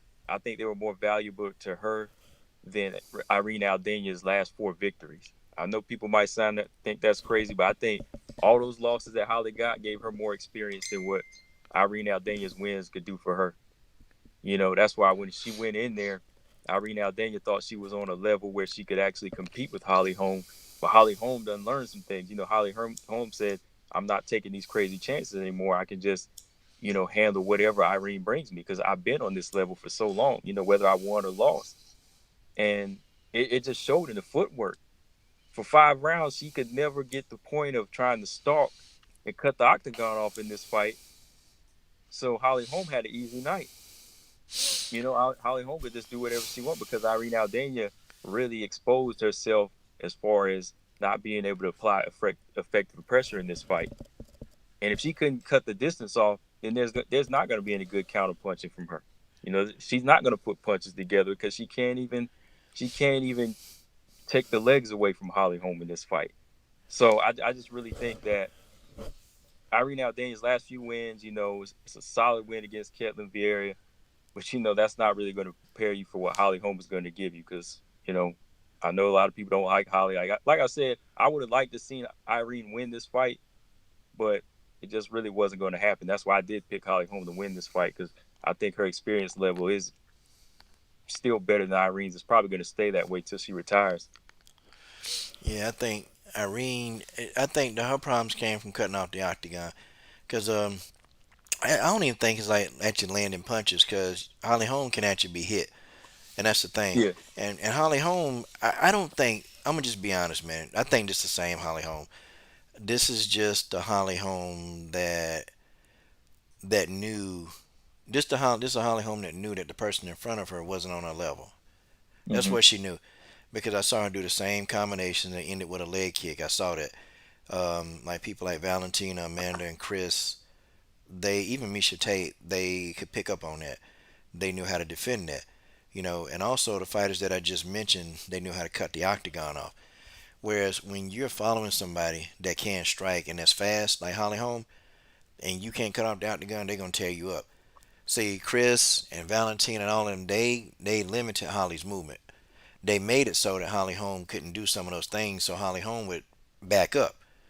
She would back up unintentionally, and it's a science to this, man.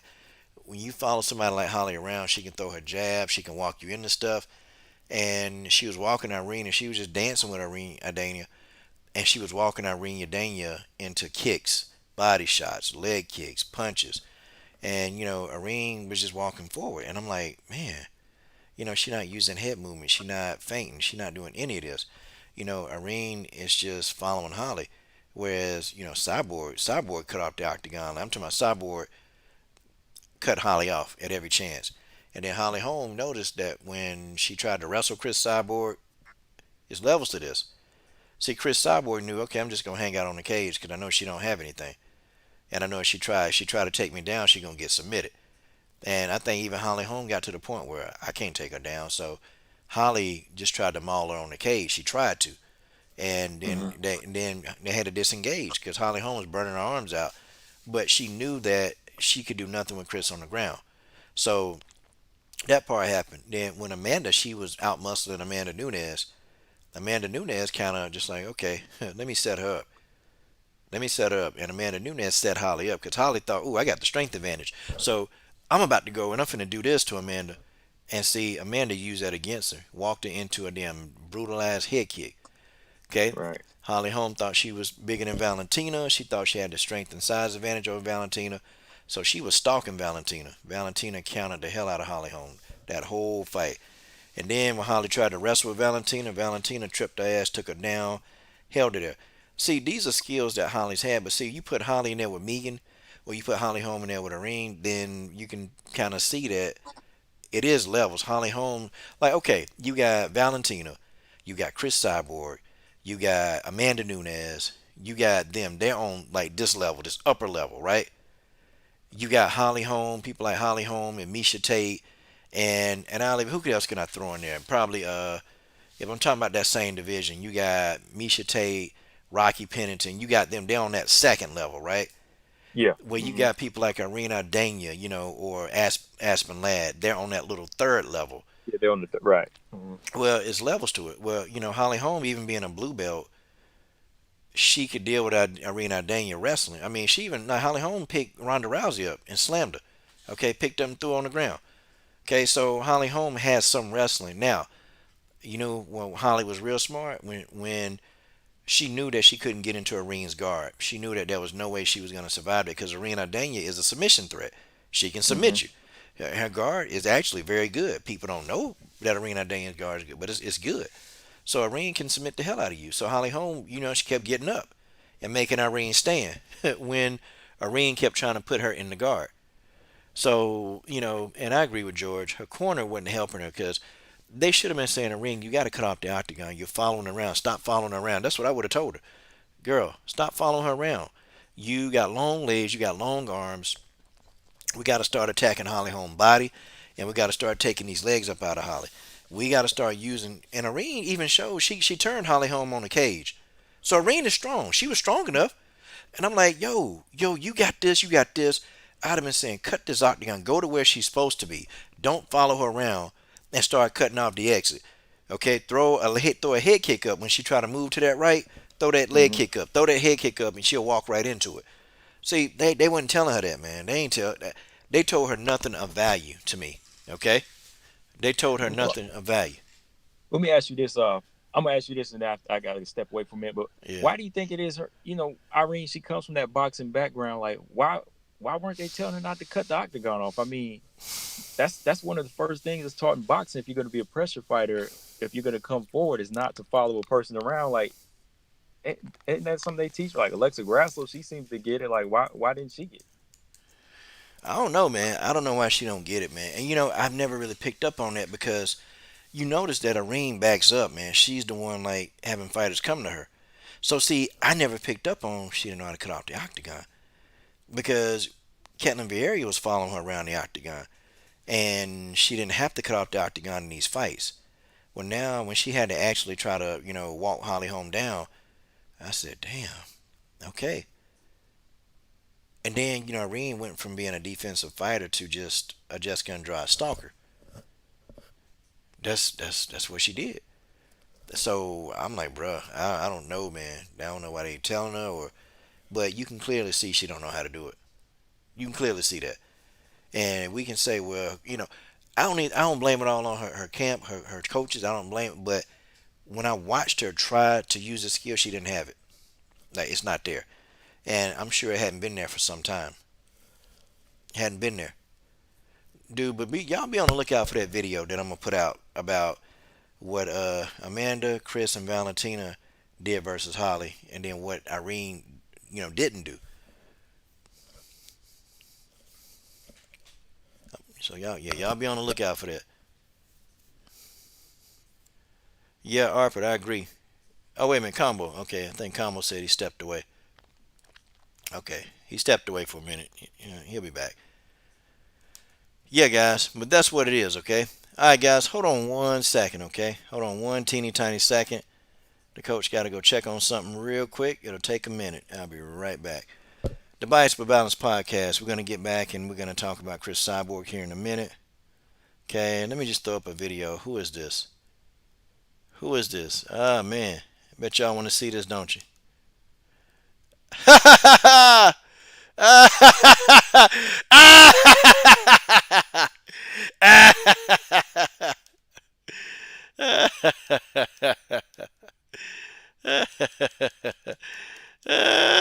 Look at Ryan Garcia doing a running man.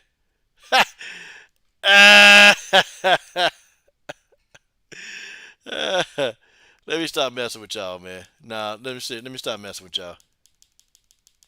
Okay, hold on. Let me get this out the screen.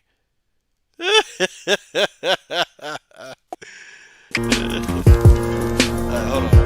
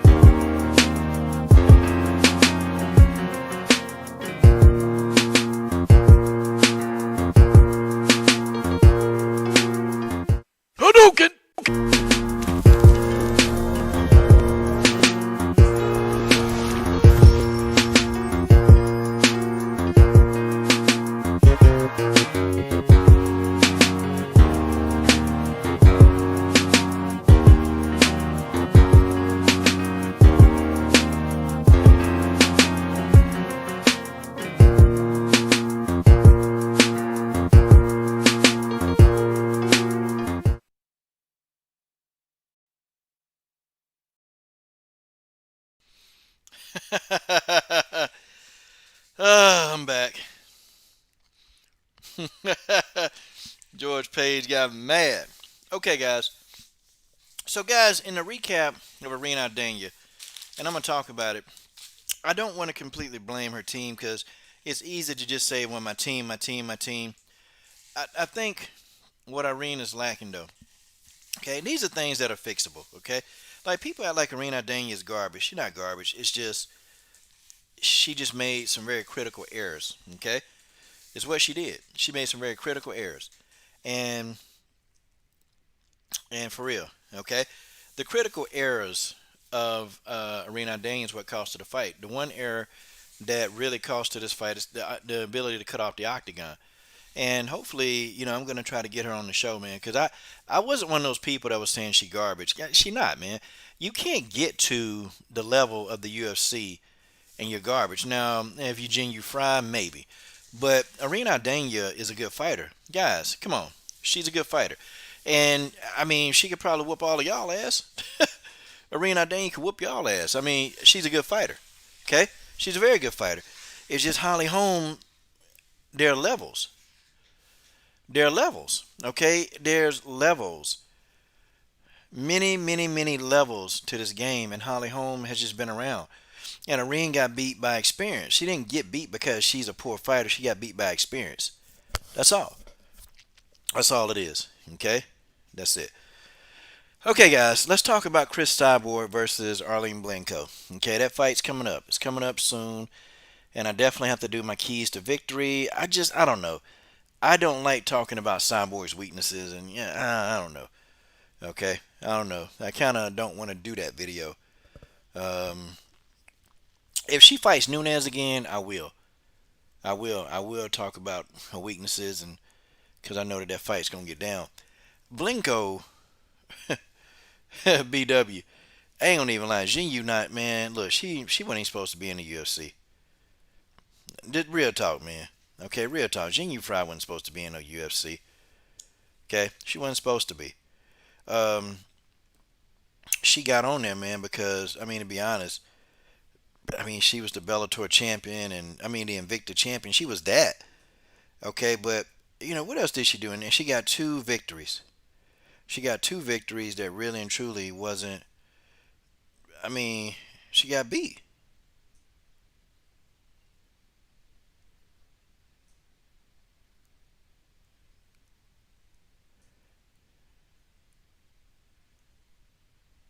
Hold on.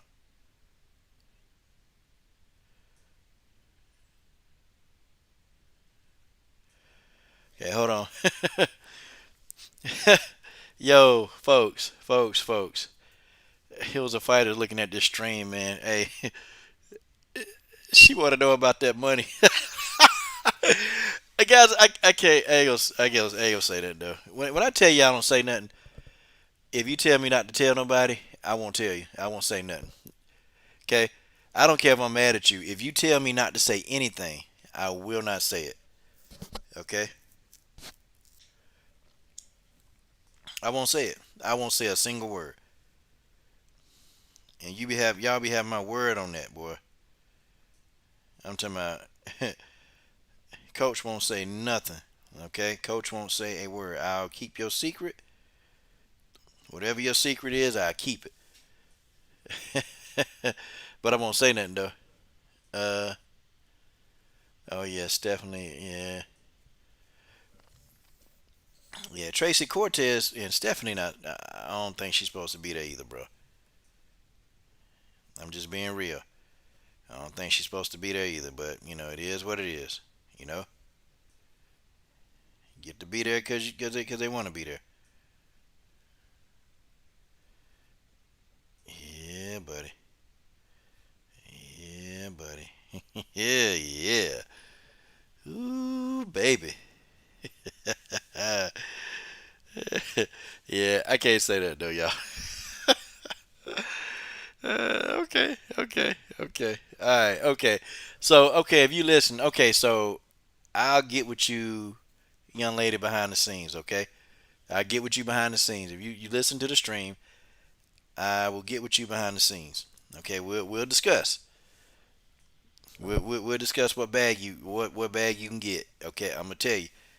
Okay, thanks for reaching out to me, but I got you. Okay, no worries. In about 3 weeks, you're gonna be like, "Ooh, coach, you the best."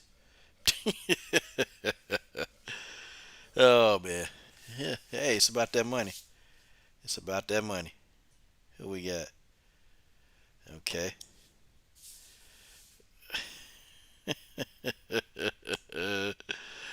Sorry, y'all. I'm grinning in the ear, man. This is something.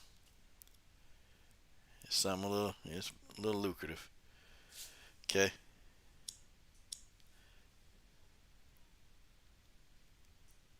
Hold on, y'all. Hold on. Oh, folks, I love it.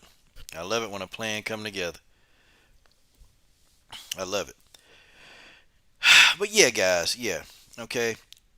George Page, BW, Tay Tay Brown, Robert Henry, Arpit Um, Blencowe is ready. Okay, she's ready for this fight. Uh, she's gonna bring her A game. She said against Chris Cyborg. I just don't think that that's enough.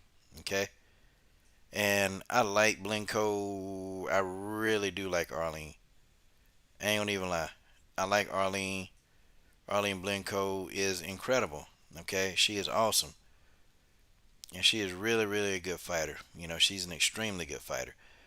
Um, I don't really know if she's ready to deal with Chris Cyborg. I just don't know. I don't think she can. Um, I think Blencowe is going to bring some stuff to the table. Okay, I think she's going to bring some stuff to the table. I think Blencowe is going to provide that striking matchup that we all want to see. Okay, I think that she's going to do that.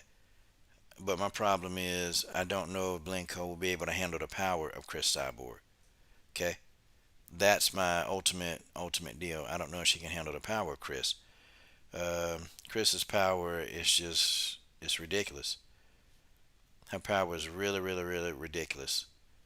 And I don't know, man. I've seen Blencowe get rocked before. I've seen her get rocked. And man, her getting rocked was just like, damn, she couldn't take it. And Chris Cyborg gonna rock her. Chris Cyborg is gonna rock her. Ooh, I'm to my Chris. Chris gonna rock her, and I think Chris probably gonna get her out of there. Okay, like legit, I think Chris gonna get her out of there. I mean, it is what it is. It is what it is. She got to do her thing. Um, Blencowe won't lay down though for a check. Dang, Blencowe not gonna lay down for a check. She not. Okay. Um, she's gonna do everything that she can to win this fight. She's gonna try to, and Blencowe got a boxing background, so she's going to try to feint Chris Cyborg. She's gonna try to make Chris Cyborg run into counters. She's gonna do all of that. I just don't see Chris Cyborg doing that. Okay, I don't see Chris doing that. I think Chris is gonna put Blencowe in a tie clinch, and I think that's gonna be the end. I think she gonna whoop up on Blencowe. Now she legit gonna whoop Blencowe up, man. And I'm sorry, I hate to say that. I just don't like saying that, but it's true, man. Blencowe is Blencowe. Arlene Blencowe is Blencowe, man. Y'all. Ooh. I'm so sorry. My boy Justin get cash. Wait a minute. Justin Statham get cash. Okay, he said, who you got in Ortega versus Korean Zombie and why? I got the Korean Zombie, man. Brian Ortega done got exposed a few times. And I think Brian Ortega's a little sloppy, bro. I think he real sloppy with his offense. And I think the Korean Zombie is ready, man. He ready for a big win. Brian Ortega, if he hit you though, and I'm gonna tell you, Brian Ortega he got a nasty uppercut. if Brian Ortega hit you with an uppercut, he most likely gonna get you out of there. Okay. Combo breaker 99. Well, y'all stud. What y'all, man? What's going on, man? What is going on in the super chat? Y'all studding up heavy today. Combo breaker 99 studding up in the super chat. Justin Statham get cash studding up in the super chat. LDWMMAC, LDMMAC stand up. Robert Henry studding up. George Page stood up. Man, that's what I'm talking about. Thank y'all, folks. Thank y'all for making it do what it do. Okay? For making it do what it do. Yeah, but the Korean Zombie, man. Brian Ortega. I call him Brian Uppercut Ortega. Okay? I call him that, man. Because that's his most powerful punch. Brian Ortega's uppercut. And he's very accurate with it, too. Ortega, he's very, very accurate with that uppercut. And if he get in close, man, he's going to lure the Korean Zombie into that uppercut. And look, man, I've seen Brian Ortega lift dudes up off their feet, man, when he hit them with an uppercut. And it's like, I don't know, man. This man just knows how to put leverage on it. The Korean Zombie, I think he's a more well-rounded fighter, though, than Brian Ortega. He's a more well-rounded fighter. And he hits hard. He hits hard. Man, I hope, though, I'll pull for Brian Ortega. I'll pull for Ortega.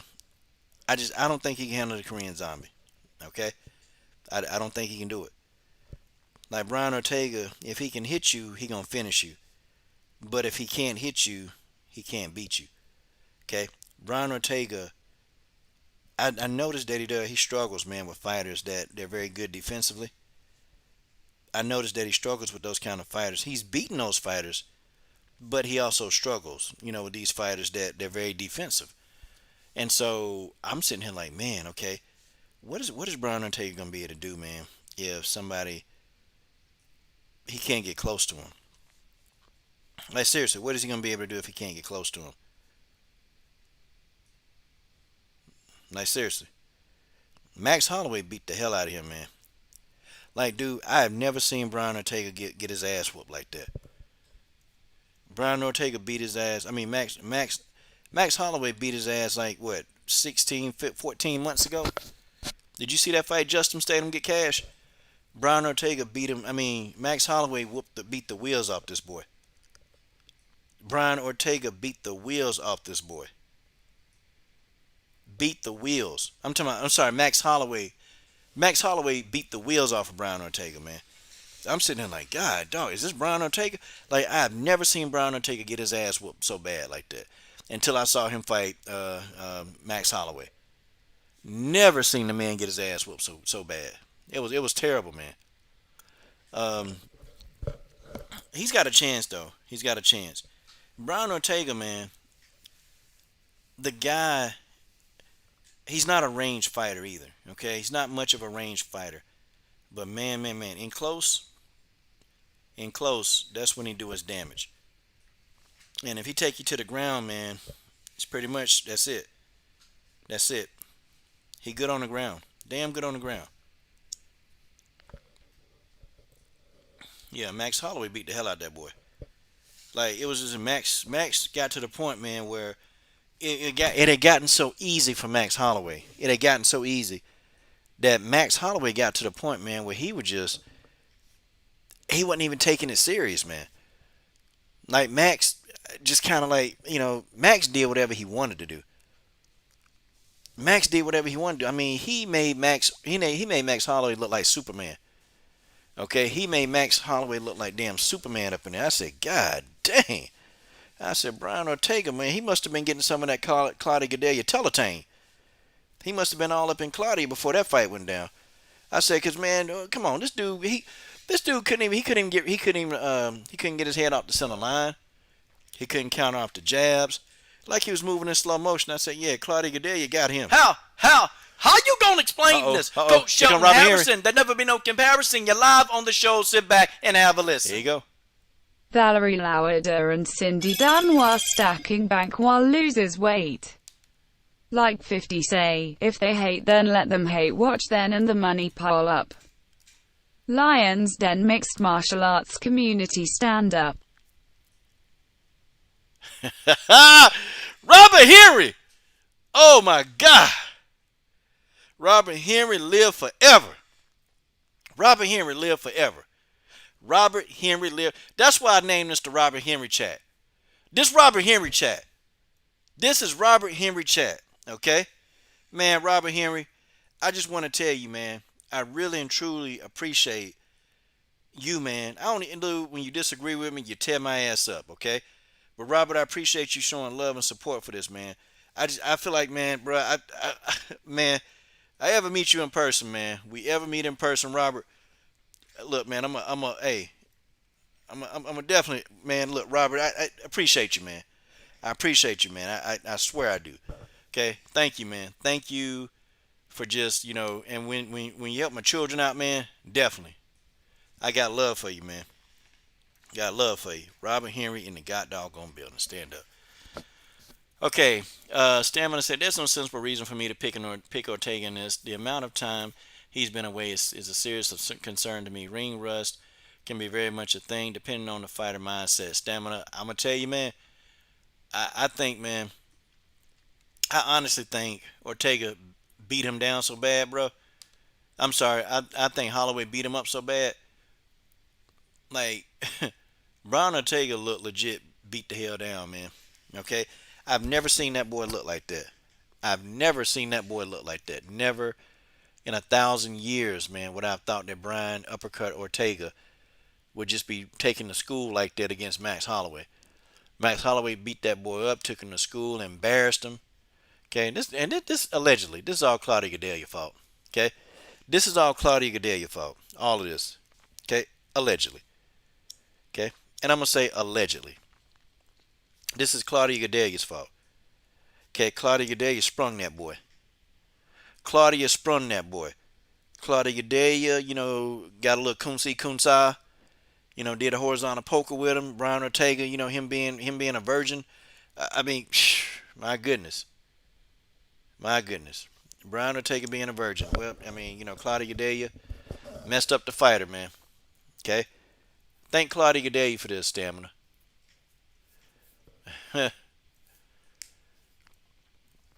Yeah, we don't know. I mean, we don't know who he is, man.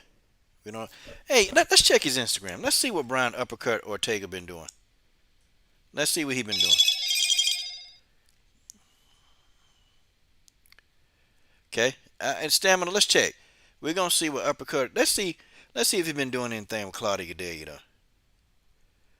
Cause Claudia Gadelha said that she said, I'm finna have babies with this dude.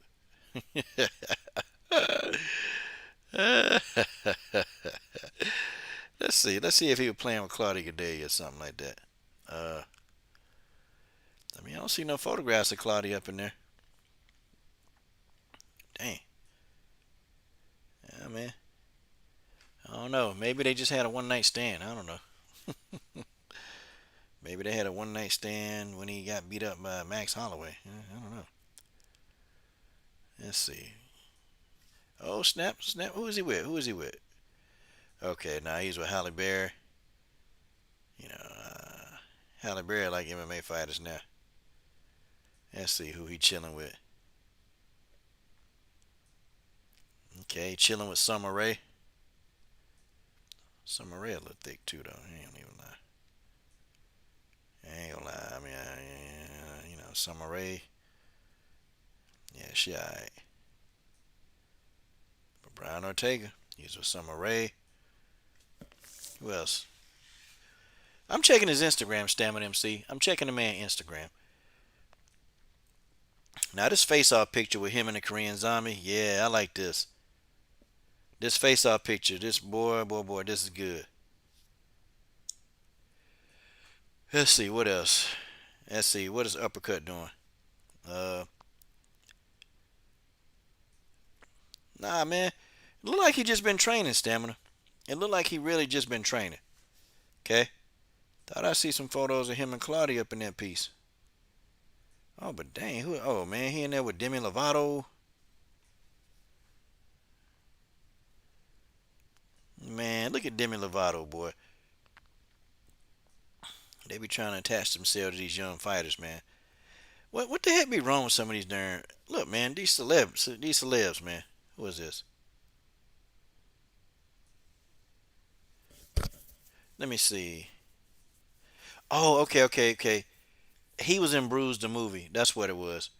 Okay, Brian Ortega was in that movie with Valentina. Damn. Okay. I didn't know that. I didn't know Brian Ortega was in that movie.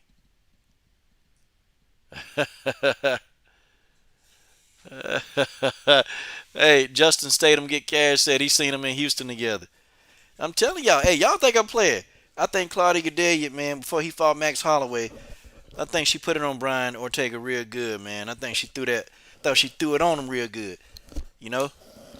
And Brian Ortega didn't know how to act, man. After he got his first little, But I tell you what, I see him in a photograph with damn Holly Berry, though. A whole lot. I'm going to tell y'all, man. Now, Holly Berry's an old cougar. You know Brian Ortega was getting up in that Holly Berry, okay? You already know what it is. You know damn well Brian Ortega, because she in a lot of photographs of this dude, okay? He be mixing up with a lot of celebrities, man. I don't know if that's good. God, oh. Yeah, getting some of that Teletane. Let me see who else he be chilling with. Let me see who else Uppercut Ortega be chilling with. Oh, you got a lot of photographs of Holly Berry, though. Oh, yeah. God, oh. Who else? Oh, who is this? Oh, snap. Then he with this, his new friend, undefeated pro boxer, Averill. Who is Averill? Yeah, boy, Brian Ortega be getting it in with these females. But he got a lot of Holly Berry pictures, though. You know Holly Berry him and Holly Berry done got a little kunsa. They like done got a little kunsa. Yeah, man. Somebody done turned this boy out. You know, it was Claudia Gadelha. Blame Claudia Gadelha. Blame her, okay? I blame it all on Claudia.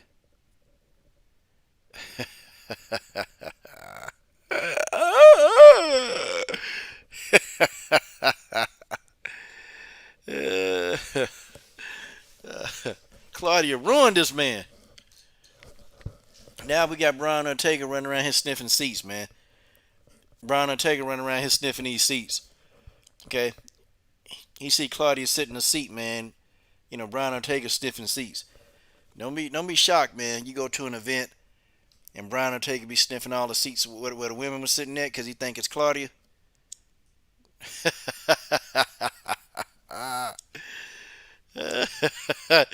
Oh no, Stamina. You might not want to get up out of your seat, man. Brian Ortega probably gonna sniff your seat too.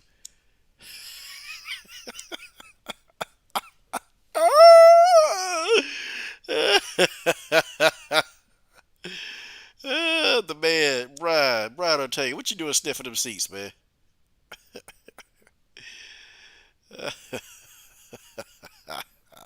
God dang. Oh my goodness.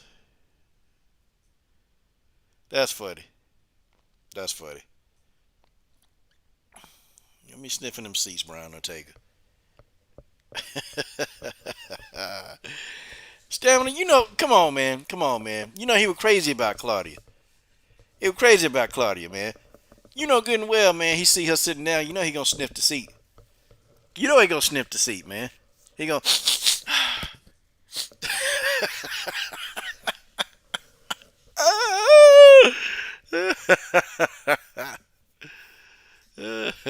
Yeah, man. Max Holloway got robbed in that fight, Justin Statham. He got robbed, man.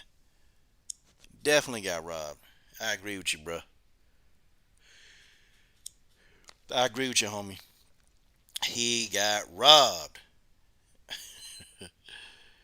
don't know, man. You know, your boy might have been there. Boy might have been there, man, and sniffed them seats when he got robbed too. Now Brian Ortega be sniffing the octagon. He be sniffing that damn octagon floor.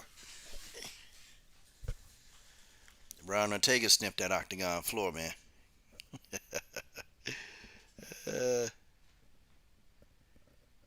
That boy be sniffing that octagon floor.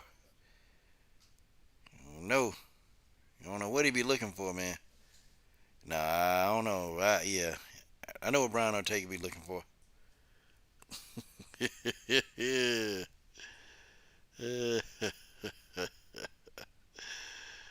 Oh, shoot. I'm just trying to say, man, I ain't trying to be mean. I'm just, you know. Tell that boy quit sniffing them seats, man. Quit sniffing that octagon. And when you sniff that octagon, it just feel like, sound like something different. Quit sniffing that octagon.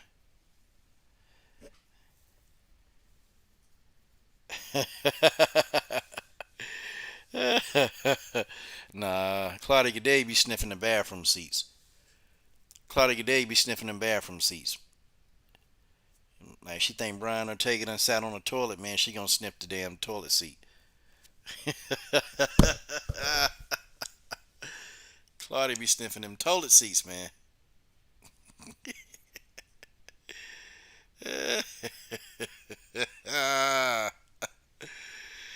God dang. Oh man, you know what it is. You know what it is, Stamina. You know that boy done sniffed. You know Brian Ortega done sniffed that octagon, and Claudia sniffing toilet seats running around here, man. Tell your girl Stamina. Tell your girl Claudia quit sniffing them damn toilet seats. That's what you do, Stamina.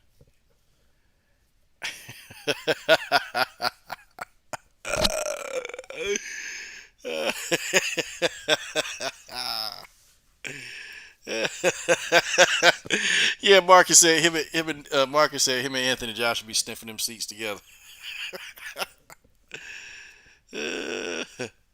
Yeah, man. Yeah, man. You definitely know him and Summer Rae got a little coonsy coonsa. Yeah, him and Summer Rae got a little coonsy coonsa.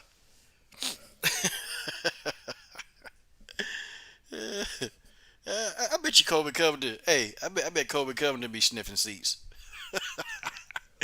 He look like he do. He like he sniff cocaine though. I bet Colby Covington be sniffing them seats, man. No. Colby Covington be sniffing shoes. Don't take your shoes off. Cause damn Colby Covington to sniff your shoes, man. A shoe sniffer.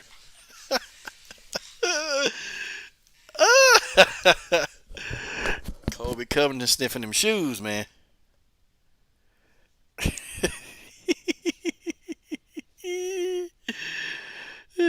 Tell your boy quit sniffing shoes, man. That's your boy, Stamina. Colby Covington, that's your boy. That is your boy, Stamina. That boy be sniffing them shoes like he do. Take your shoes and socks off, boy. Colby Covington be right over there to sniff your shoes, man.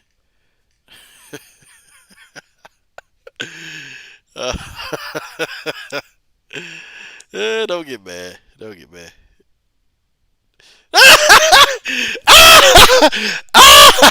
Stamina! Come on, man. Kobe looks like the snort to sniff the collar of a man's shirt.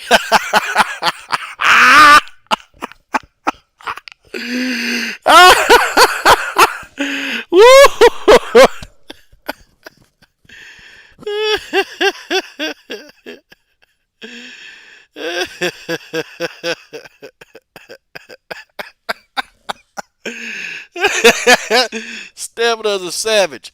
Okay, Marcus Bell. Oh yeah, Pearl Gonzalez can get it. Yeah, she can get it. All right, Kobe be watching those live foot fetish videos talking about. Let me see your feet.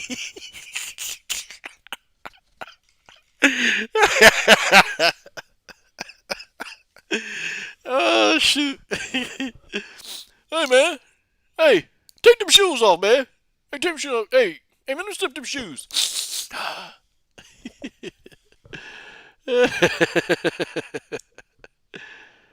Oh my goodness. Oh my goodness. Oh, that's so funny. Boy, sniffing them shoes hard.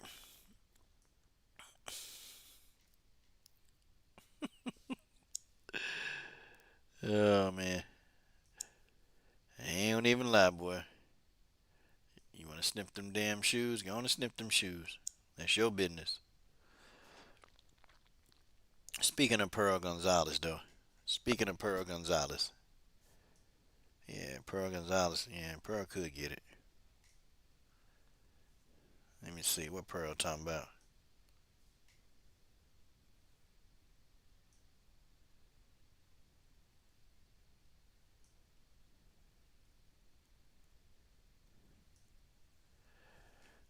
Yeah, Pearl a real one.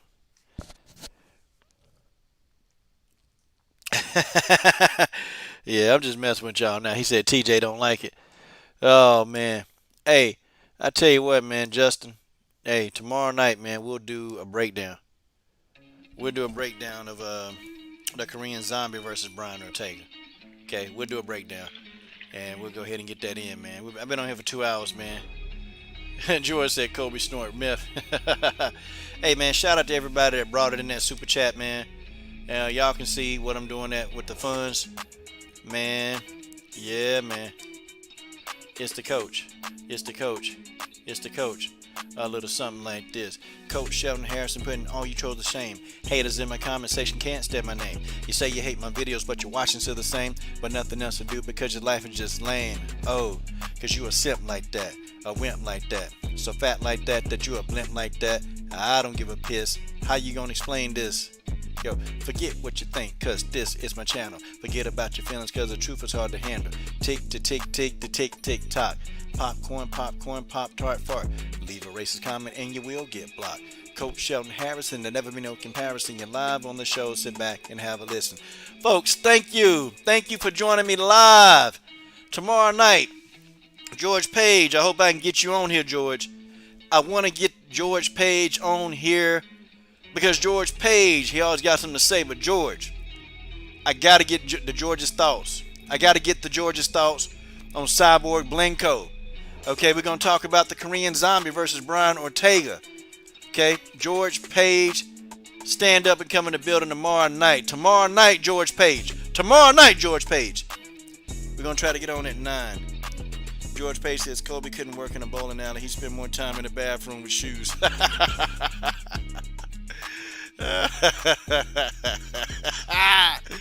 Guys, I love y'all. I love y'all. Thank you. Thank you, guys. Thank you for everything. And I'm out.